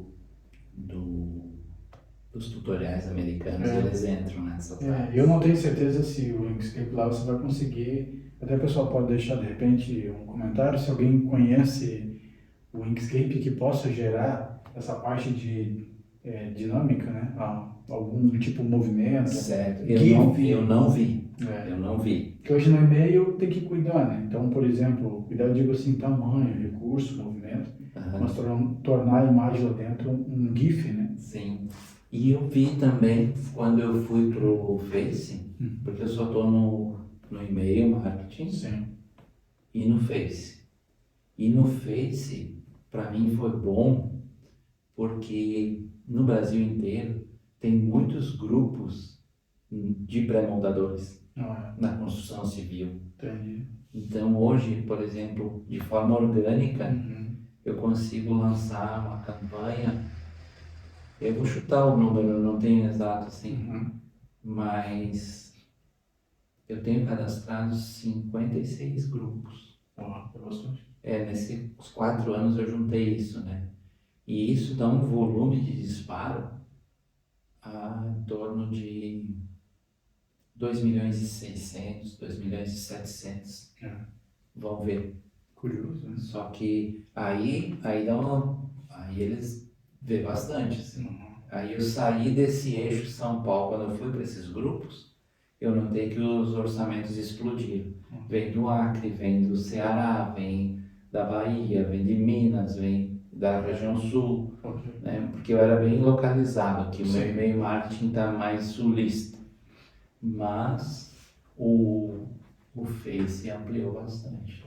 Aí dá campanhas, para mim, por exemplo, eu tenho colegas que trabalham na Lunender, né?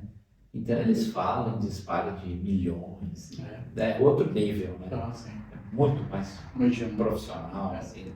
Mas, por exemplo, eu consegui numa campanha minha entre 7 e 12 mil cliques no Face. Para mim tá ótimo. Eu não preciso mais que isso para uma campanha. E se eu tenho a mão cansada? Legal.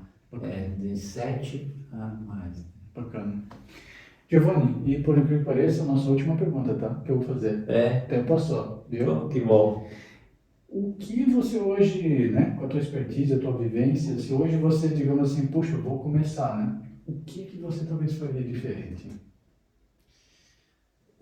Ah, excelente pergunta. Excelente pergunta. Porque essa é uma pergunta que eu sempre me faço. É, né? Sempre me faço. Qual seria o próximo passo? É. E o próximo passo seria assim, ó. Na peça de reposição, hoje, e quem está nos escutando que é do ramo metalúrgico, da fundição também, né? Mas principalmente o metalúrgico. Eu tenho dados de que é assim, ó, uma empresa com 10 anos de produto no mercado, ela teria, se ela viesse com essa filosofia que eu tenho hoje na peça de reposição dessa função, na metalúrgica, para o produto dele, desde o primeiro, lancei produto tal, já separei as peças de reposição, pus num site, tenho estoque dela, Sim. eu tenho um setor que cuida só da peça de reposição da minha empresa, Ok. certo? Então, esta área, eu acho assim fantástico, porque hoje, com o 3D, o Solids, a engenharia já deixou tudo pronto, está tudo lá. Então, para migrar uma imagem técnica de lá até o site, é dois palitos. Eu uso a imagem real da peça, Sim. porque é uma peça fundida. Uhum. Mas se eu tivesse uma indústria metalúrgica e eu tivesse o setor de peça de reposição, esse profissional ele tinha que ter uma senha aberto à engenharia. Ah, tá. Então ele me liga e ele quer a repimpoca da parafuseta da máquina dele. Ok. E a máquina dele ganhou um arquivo na engenharia próprio, porque teve alterações de personalização da máquina para a necessidade dele. Sim. Então, eu estou no setor de venda e reposição, eu entro lá, vejo a máquina e vejo o que eu entendi, não é? Eu tenho que separar esse redutor, desse redutor eu abro ele, no que eu entendi é esses dois eixos e essas três engrenagens. Sim. Eu só preciso confirmar com ele. Se eu fizer um print, né, congelei aquela imagem, eu posso passar para minha outra tela e já mandar no zap dele, me confirma se é a peça 1, 2, 3 e 4 que eu botei ali as identificações. Entendeu? Ele me responderia no ato. Bacana. Não, não é. É. Ou vamos mais longe ainda.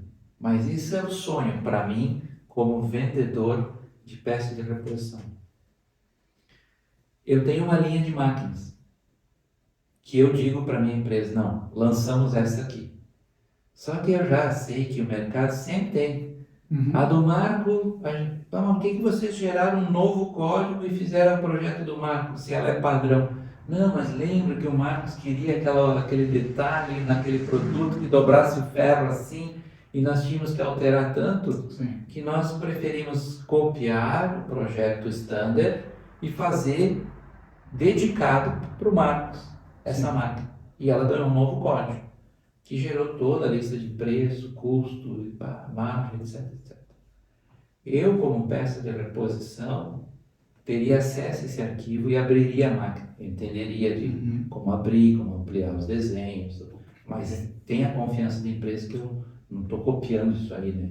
Eu estou a serviço da empresa. Ok. Entro lá na peça, vejo e já me comunico com o cliente. Uhum. Ou no conceito que a gente faz hoje das reuniões, TeamView, né? Sim. Ele poderia estar vendo o que eu estou vendo. Eu estou abrindo o arquivo da máquina e estou fazendo pergunta para ele, mas estamos certo? É no redutor mesmo que está o seu problema? Eu vou abrir o redutor agora. Tiro o redutor da máquina e começo a abrir na frente dele. Ele é chefe de manutenção. Agora eu vou tirar a tampa. Ele vai dizer, ó, é aquele eixinho à direita, porque não tem número. Aí eu puxo, ó, vamos botar aqui a peça 1. Essa aqui, identificar. Sim, essa aí. A2, 3. É essas peças que tu precisa me mandar. Entendi. Não, isso é uma coisa que vai Meu, acontecer. isso aqui, É. na peça de reposição para uma metalúrgica, é absurdamente produtivo para a venda. Ok. E te digo, empresas hoje que tivessem esse nível que eu estou te falando agora, com 10 anos de mercado, ele tira um faturamento, um ano dele, em peça de reposição, a cada 10 anos. Que curioso. Então, uma empresa de 60 anos, praticamente o custo fixo de um semestre ele tiraria só na peça de reposição. Bom, que Já curioso. pensou meio ano tu ganhar não, mas tu girar só em peça de reposição porque tu tem 40 anos de mercado? Sim. Mas tu tinha que ter esse padrão de informação. Sim.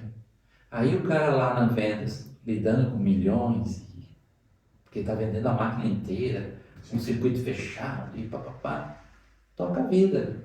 Eu fico com o problema. Mas tu vê como eu soluciono rápido meus problemas? Sim. Daqui eu já puxo, como está integrado ao custo, eu logo sei tirar o custo dessa peça, porque hoje os sistemas de custos já estão bem integrados à engenharia.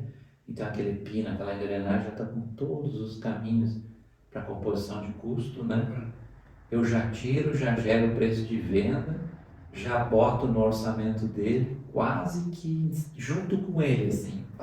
Bacana. E uma vez que eu vendi para o Marco, eu já boto na minha plataforma, porque eu já tenho preço, código, tudo, já vai para lá.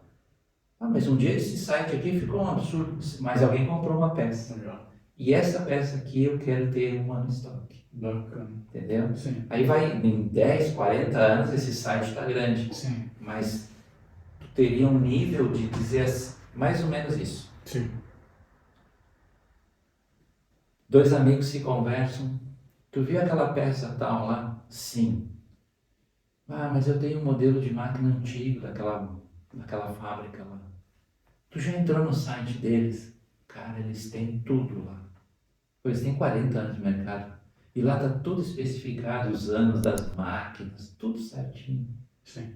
Cara, se tu não achar lá, vai ser difícil achar em outro lugar.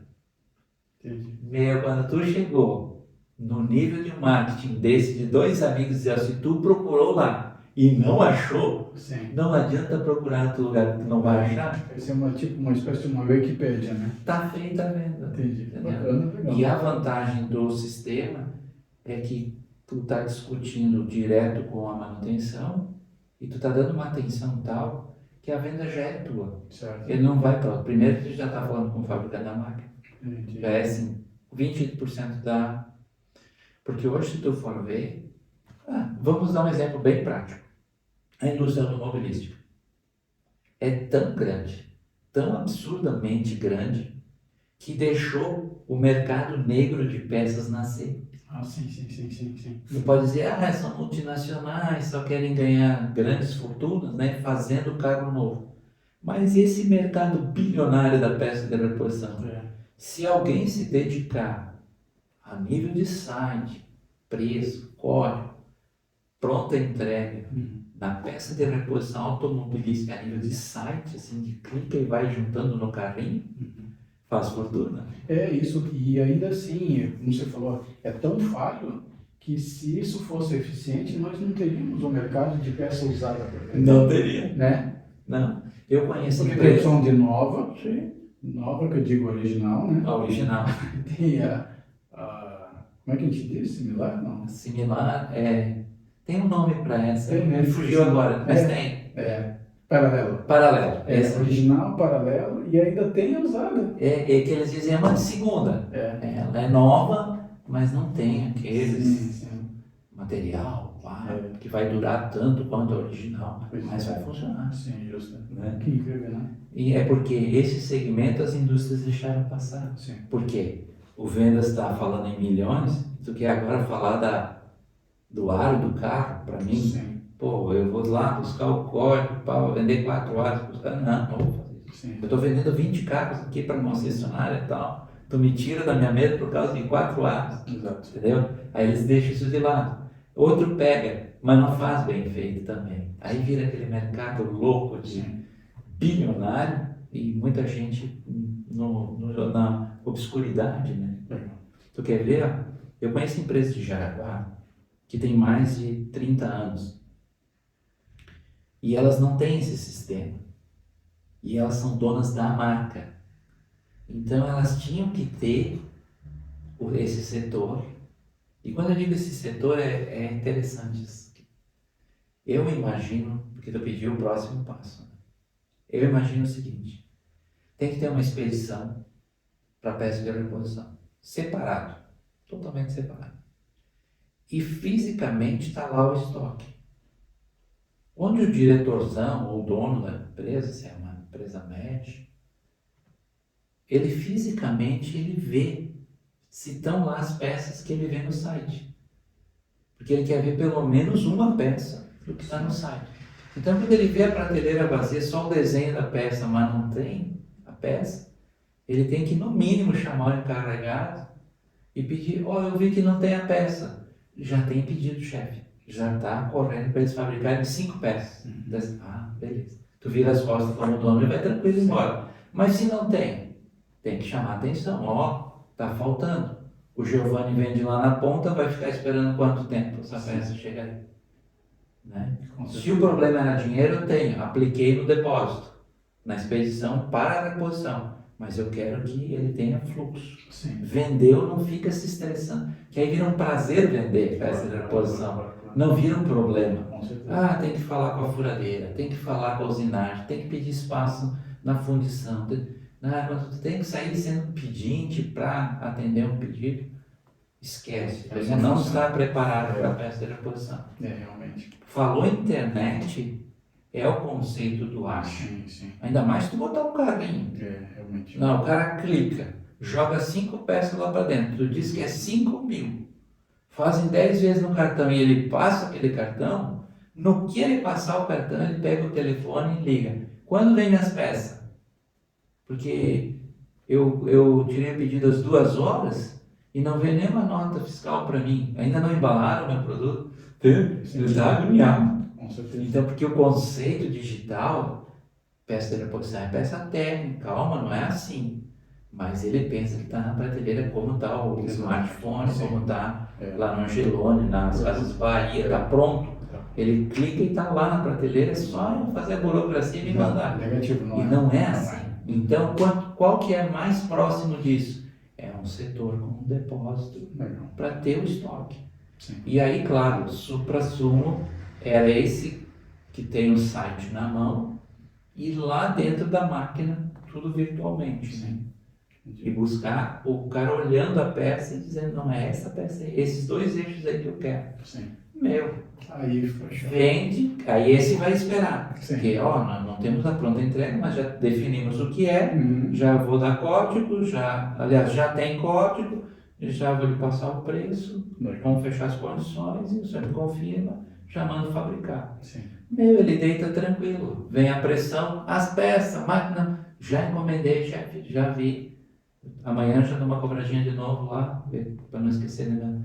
Mas ele já sabe que já passou a burocracia, já viram, já mandaram fazer. Sim. Né? E aí, próximo passo, tu tem uma linha lá interna que dá atenção à reposição. Precisa usinar, precisa furar, rosquear, mas esta linha aqui tem flexibilidade para atender a reposição. Porque quebrou 2 eixos do cara que é problema, a máquina parou. Tem um cara desesperado lá. Um pedido para entregar e não consegue. Então, ter essa linha paralela. A empresa que fizer isso com mais de 10 anos, cara, vai ganhar um dinheiro extra tranquilaço. Só na reposição. Que legal. Esse é o sonho, né? Sim. Esse é o sonho, né? Eu não estou nesse nível aí, mas eu tenho dados concretos, né? 10 anos te dá um faturamento na reposição. Entendi. Que absurdo. Então 11 anos, 12 anos, 13 anos. Sim. E tem umas empresas aqui na região aqui que tem 40, 50, 80 anos. Né? Sim. Tu imagina se elas vêm Poder, né? com força nesse nível que eu te falei, nas peças de todas as suas máquinas. E um profissional bom, assim, uma equipe boa que entra lá na engenharia e separa a peça para o cara rápido. Assim. Absurdo. ganha dinheiro, mano. Com certeza. Ganha dinheiro. Não tenho dúvida. Porque máquinas quebram, máquinas gastam, Sim, máquinas sim. mostram a sua ineficiência, né? Sim. E aí, esses dados aqui, alimentando toda uma reengenharia de produto para o próximo ano, né? Tá, qual foi a peça que mais arrebentou na nossa mão? Ah, aqueles 2 eixos não aguentam nunca. O que eu troquei esse ano de eixo? Opa, então temos que fazer uma reengenharia, melhorar. Pô, tu muda aqueles 2 eixos para melhor, dali a alguns anos, pegando essa base de dados do setor de reposição para reengenharia do produto, em poucos anos tu tem um produto top. Assim, não compra de lá, mas porque não quebra. Os caras têm uma assistência tremenda, te dão atenção, tem um setor só para ti. Aí tu Aí você alavanca, vai embora. Que bacana. E não ser assim uma venda, porque na reposição, o que intimida o vendedor é, essa peça aqui tem muitos processos e não tem estoque. E eu tenho que pedir espaço nas linhas de fundição, de usinagem, de rosca, de têmpera e tal. Aí ele fica, sabe, já travou o vendedor. Sim. Agora não, tem 5 em estoque. O senhor precisa de 7, eu posso lhe mandar 5 e depois eu mando as outras 2. Ou ele diz, não, 2 era para estoque mesmo e manda minhas 5 que está tudo certo. E tu mandar em 15 horas, 10 horas por cara, uma peça bem complexa assim. Entendi. Ele é teu. Aí tu faz e-mail marketing só para nutrir ele de que tu ainda está ali, existe, pá. Como é que se usa o site, pá. Legal. Tranquilo, Aí fechou. dá para ganhar dinheiro. Bacana. Não, realmente deu uma A show. reposição que gera dinheiro, entendeu? Sim. Não uma reposição que é um problema para Legal. vendas. Não, ela é uma fonte de recurso nosso. Sim. Um setor só para ganhar dinheiro no setor. É, porque já fez a entrada, né, vendendo o produto, né, depois tem reposição. E outra, tu pode fazer da reposição um markup diferente, né? Faz uma margemzinha diferenciada. Pode ganhar um dinheirinho a mais. Realmente. Pela pronta entrega, tu tava com a máquina parada. Ah, mas ele não sabe quanto é que é essa peça na máquina, né? Mas se ela era 100, ela pode ser vendida aqui a 130, ele paga. Se for já ágil, né? Ele não discute isso. Como é que ele faz o raciocínio? Quebrou os 2 eixos da minha máquina. Um dia da minha máquina funcionando é uma fortuna de bloco ou sei lá de que ela funcionando. Faz 2, 3 dias que ela está parada. Quem é que está vendo esses eixos?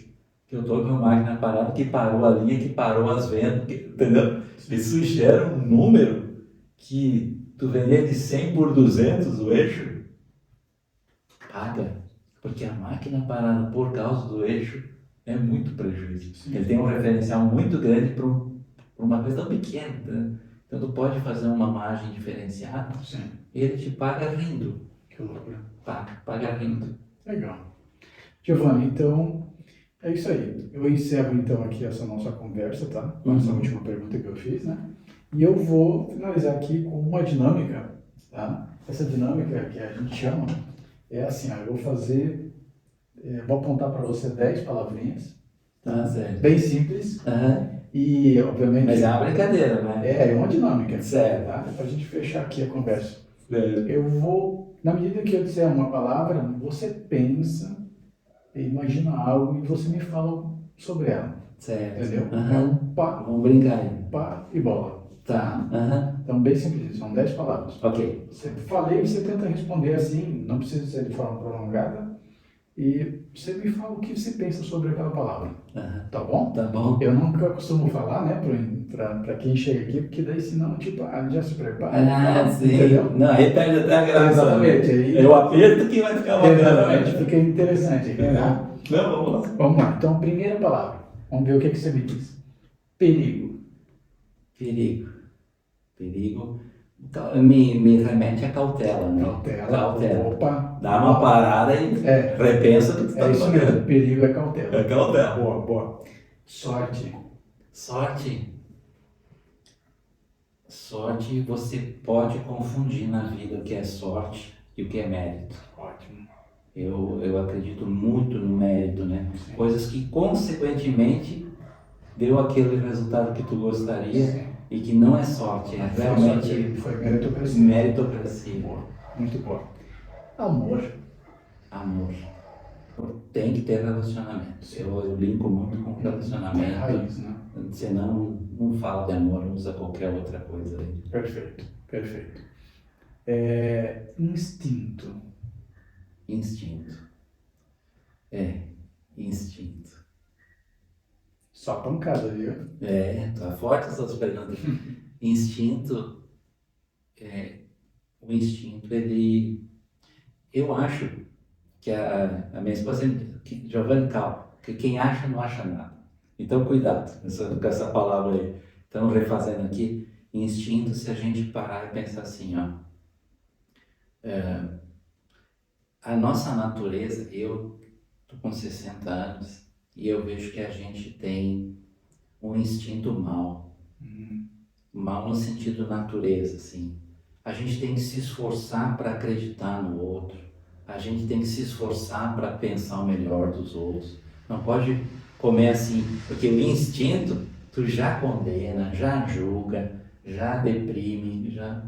Então, o instinto, às vezes, ele remete realmente a cautela, a cuidado com os teus instintos, porque por natureza tu é mau. Então tu pensa mal ligeiro, tu denigre ligeiro, tu rebaixa ligeiro e às vezes não é, porque tem uma teoria toda, uma filosofia toda, que o que a gente está vendo não passa de 20% do que é.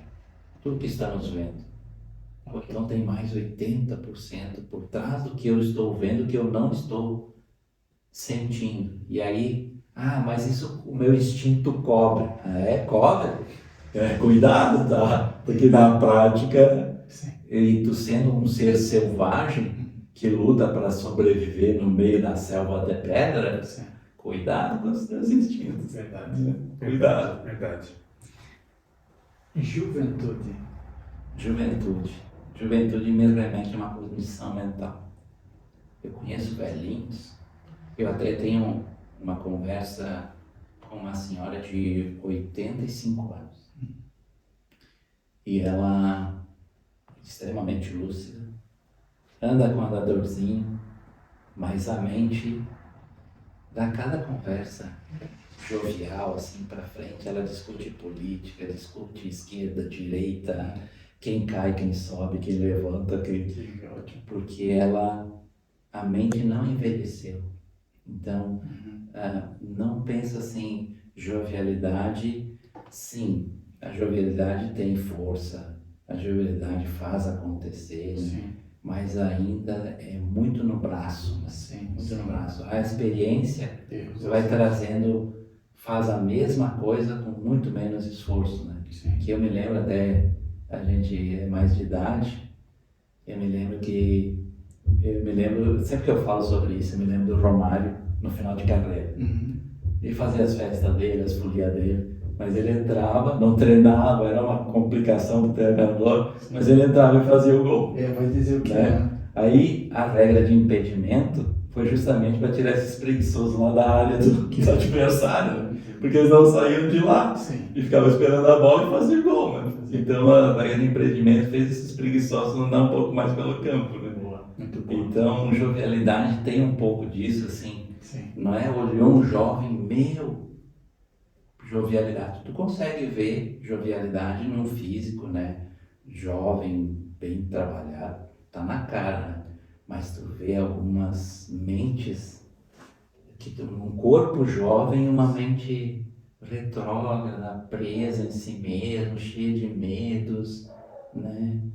E aí ela te engana. Mas eu estava esperando tanto da jovialidade do menino de 18 anos de idade, me decepcionou. Aí vamos falar com a velhinha de 85, mas ela superou as minhas expectativas, tem uma mente jovem para frente, discute, né? Então, não analisa a aparência.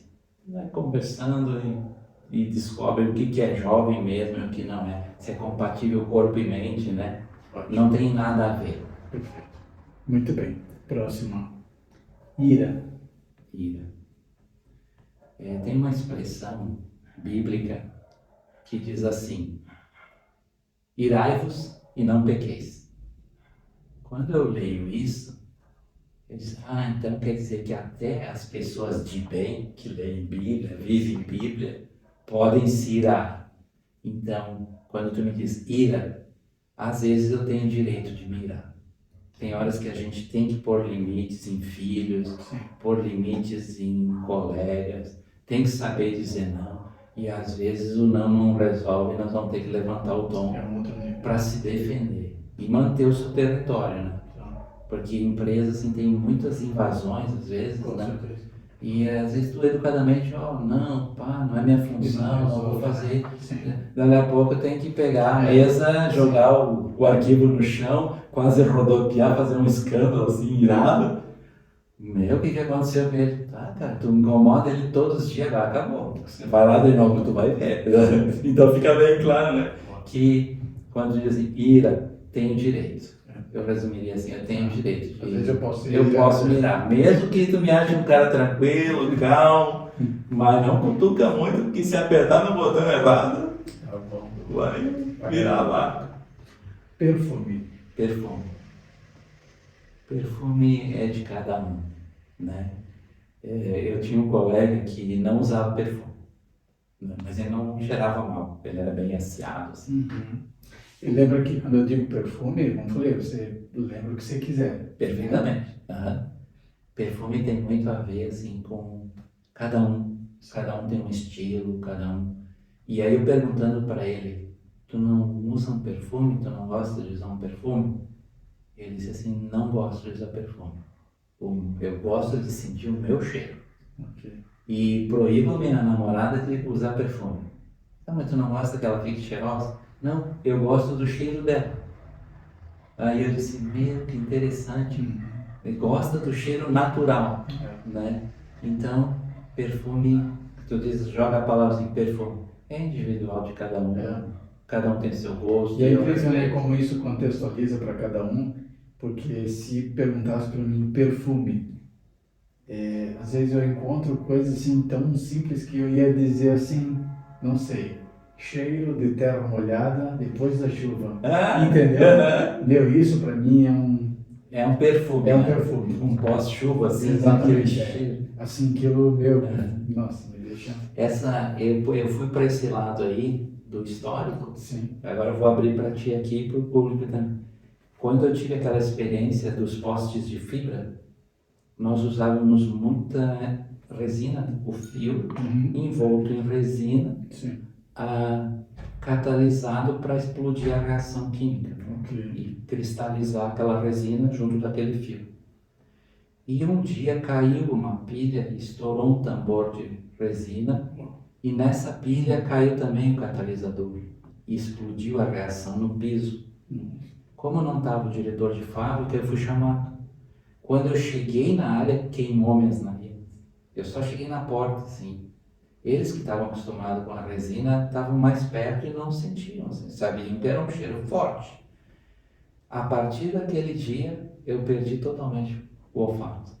Não voltou mais. Nossa, que não voltou. Isso. Deu aquela queimada, assim, sabe? E até tive que me retirar, né? Eu disse, vi lá o que aconteceu, vamos fazer isso.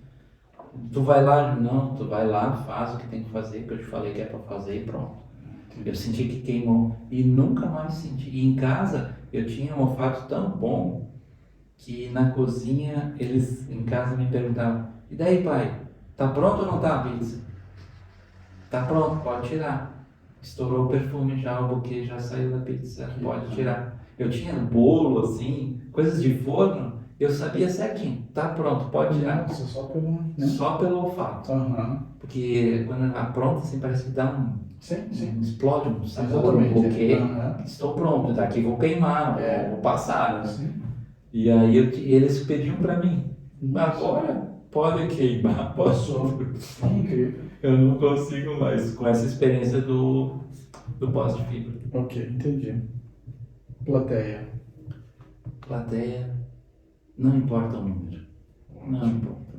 Perfeito. Importa o assunto, o conteúdo, se as pessoas que estão ali são receptivas ao que está sendo passado. O número não...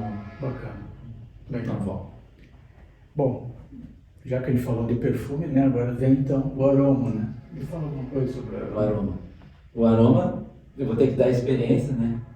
O aroma, ele, o aroma identifica. Eu acho que aromas, assim, eles são característicos, né? Então, o bolo saiu, ficou pronto, largou o seu aroma. Tu sabe que é bolo. Uhum. Não, tu não tem dúvida. Sim. Então, eu acredito que tem pessoas aromáticas.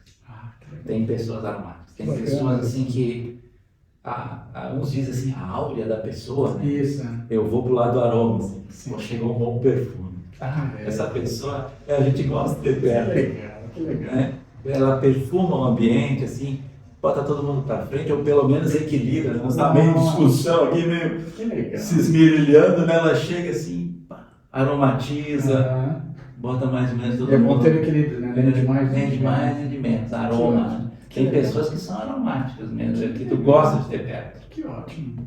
Legal, gostei. E a última? Música. Música. Música, de novo, eu tenho que me remeter que é uma coisa de cada um. Exatamente. Cada um. Música é de cada um. Eu ouço algumas coisas assim que para mim são inadmissíveis. Mas o menino consegue me passar na frente da minha casa às 7h15 da manhã, que ele trabalha na VEG, às 7h30. 7h15 ele passa com os vidros abertos e aquele troço pum, pum, pum, indo na segunda-feira do trabalho. Eu disse, mas ele está animado, porque eu jamais escutaria essa batida na segunda de manhã. E enquanto tu diz assim, música, né? A música é muito do momento, né? Claro, claro. Tem dias que tu quer uma batida mais fortinha, né? Sim. Mas tem dias que tu quer uma calmariazinha, né? Verdade. Eu vou almoçar, não bota funk aí agora na hora do almoço, que eu perigo me engasgar aqui. Sim. Mas depois pode botar, escutar. 3 da tarde pode escutar tranquilo, que já fiz a digestão, tá tudo certo. Legal. Né? Bacana. Então, tempo para cada um, né? Sim. E gosto à vontade. Tem espaço para todo mundo, né? Show de bola. Tem espaço para todo mundo. Que legal.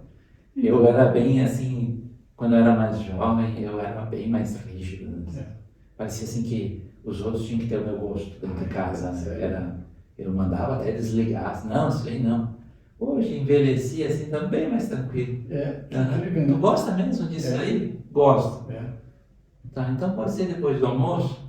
Pode, tranquilo. Vamos botar um saxofone aqui pro almoço, o que tu acha? Um sax restaurante? Isso, bota, vamos comer mais tranquilo. Depois tu bota o batidão pra ti. Vamos escutar um Kennedy lá. Mais tranquilo, né, pra almoçar. E depois vamos pra vida. Bacana, que legal. Não, você falando assim, eu nem consigo imaginar você assim, enérgico. Não, bem devagar, música bem tranquila.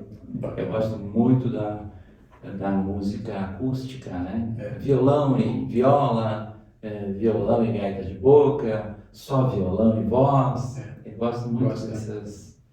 E claro, tu percebe quem é do ramo e quem não é, né? E os que são, tu tem que dizer meio. Deus derramou tudo ali, né? Não jogou nem uns pingos pra cá, né? Dá aquela inveja assim. Inveja boa. Uma inveja branca, assim. Não, olha o que ele faz. Eu estava escutando esses dias, no feriado, ontem. Foi ontem. Eu disse para ele, eu estava escutando um jovem num violão e ele estava tocando estilo fingerstyle. E eu escutava ele e eu dizia para minha esposa, mas não te parece que tem 2 pessoas tocando? Ela disse, sim, parece que é. Aí nós ia lá no áudio, sozinho, no violão. Não acredito. Mas eu parecia que tinha 2 pessoas tocando. E era uma pessoa só. Mas não, é uma arte. É uma arte. Tá natural, né? Sim. Eu me lembro isso me faz lembrar do Ronaldinho Gaúcho, o bruxo, né? E ele, numa reportagem, perguntaram para ele, ele disse, mas para mim é fácil, para vocês parece tão difícil, né? Mas para mim, eu não me esforçava para fazer aquilo, era natural. Eu me criei com a bola fazendo aquela brincadeira. Verdade. E os dias que eu mais joguei bem foi o dia que eu entrei alegre e brinquei no campo. Foram as melhores produções. Quando eu ficava meio preso nas conversas do treinador, muito sistêmico, corre até aqui, não passa para lá, aquilo me deixava engessado. Agora, quando me davam liberdade, eu estava num clima assim de brincadeira, Uhum. produzia muito encanto. E para mim era fácil. E dava risada, né? Não, talento é uma coisa Programou que tudo lá mesmo. não tem. Eu assisto os vídeos dele, assim, eu fico impressionado, assim, como ele era parte dele aquela bola, né?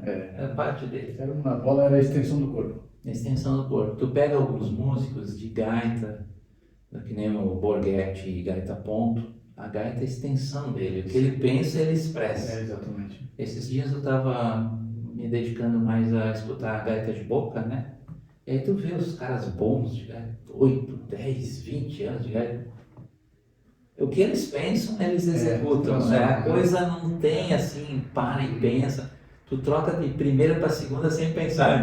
Mas tem um ligamento ali que já já faz parte da gaita. Entendi. E vai embora, né? Então, música Bacana. é assistir quem sabe E faz ao vivo, né? Tem que admirar e... Perfeito. Tá, o cara é bom, vamos escutar que o cara é bom. Giovanni, então, com isso a gente termina aqui o nosso podcast, tá? Espero ter contribuído com certeza. Com as pessoas foi demais. Que estão nessa faixa aí dos 50 para frente e tem essa mesma dificuldade de recolocação, Sim, né? Exatamente, De procurar dentro de si assim, o que eu fiz de melhor na minha vida, né? Exatamente. E procurar ficar por ali, Por de isso, um outro jeito, né? Sim, exatamente. Só isso, não reinventa. Sim, por isso que a gente quis trazer você aqui, justamente por você ter, né, e estar determinado, ter essas iniciativas de estar se modernizando, correndo atrás, né, para esses objetivos novos que vão vindo no dia a dia, verdade? Você não se vê nesse momento parado, não buscando informação, a recolocação, você está aí em constante movimento, não é? Sim, eu até agora em dezembro, a minha ideia é sentar com o meu diretor assim, para nós ver coisas que dá para ir para frente em 23, né, que eu acredito que teríamos um retorno excelente. Que ótimo. Não é aquilo que eu falei antes de entrar lá no programa da engenharia, não é isso. Mas já dá para dar um passinho, a gente já... É uma evolução constante, né? Eu estou há 4 anos, né, fechando 4 anos nesse trabalho, então eu já percebo o que dá para melhorar assim. Essa frase é boa, assim, ó, se tu aplicar isso aqui, tu pode botar a mão no fogo, assim, eu garanto, pode fazer isso que vai dar retorno. Que ótimo. Né? Perfeito. Mas ele demora para chegar assim, eu imagino. Dar essas opiniões fortes, assim. Sim, perfeito. Demora um pouco. Mas a gente chega lá. Vai, né? Giovanni, muito obrigado. Muito obrigado, tá? Obrigado, a gente vai fazer uma foto, aí. Vai ser a foto nossa oficial, tá bom? Muito obrigado mesmo, tá? Eu que agradeço. Gratidão pela tua eu saí daqui muito feliz. Que ótimo. Muito bom a conversa. Pessoal, então mais uma vez a gente agradece aí que vocês estejam com a gente. Peço mais uma vez que vocês possam se inscrever no nosso canal. Assim ajuda todos nós, a gente consegue entregar esse conteúdo para muito mais pessoas, né? E também queria informar que esse podcast ele tem o patrocínio da Estudiato, cursos digitais. Então, eu indico você entrar lá no portal, que esse portal ele traz e-books, audiobooks e cursos em vídeos. Tá ok, pessoal? Salve, um abraço e até o nosso próximo podcast. Valeu! Valeu!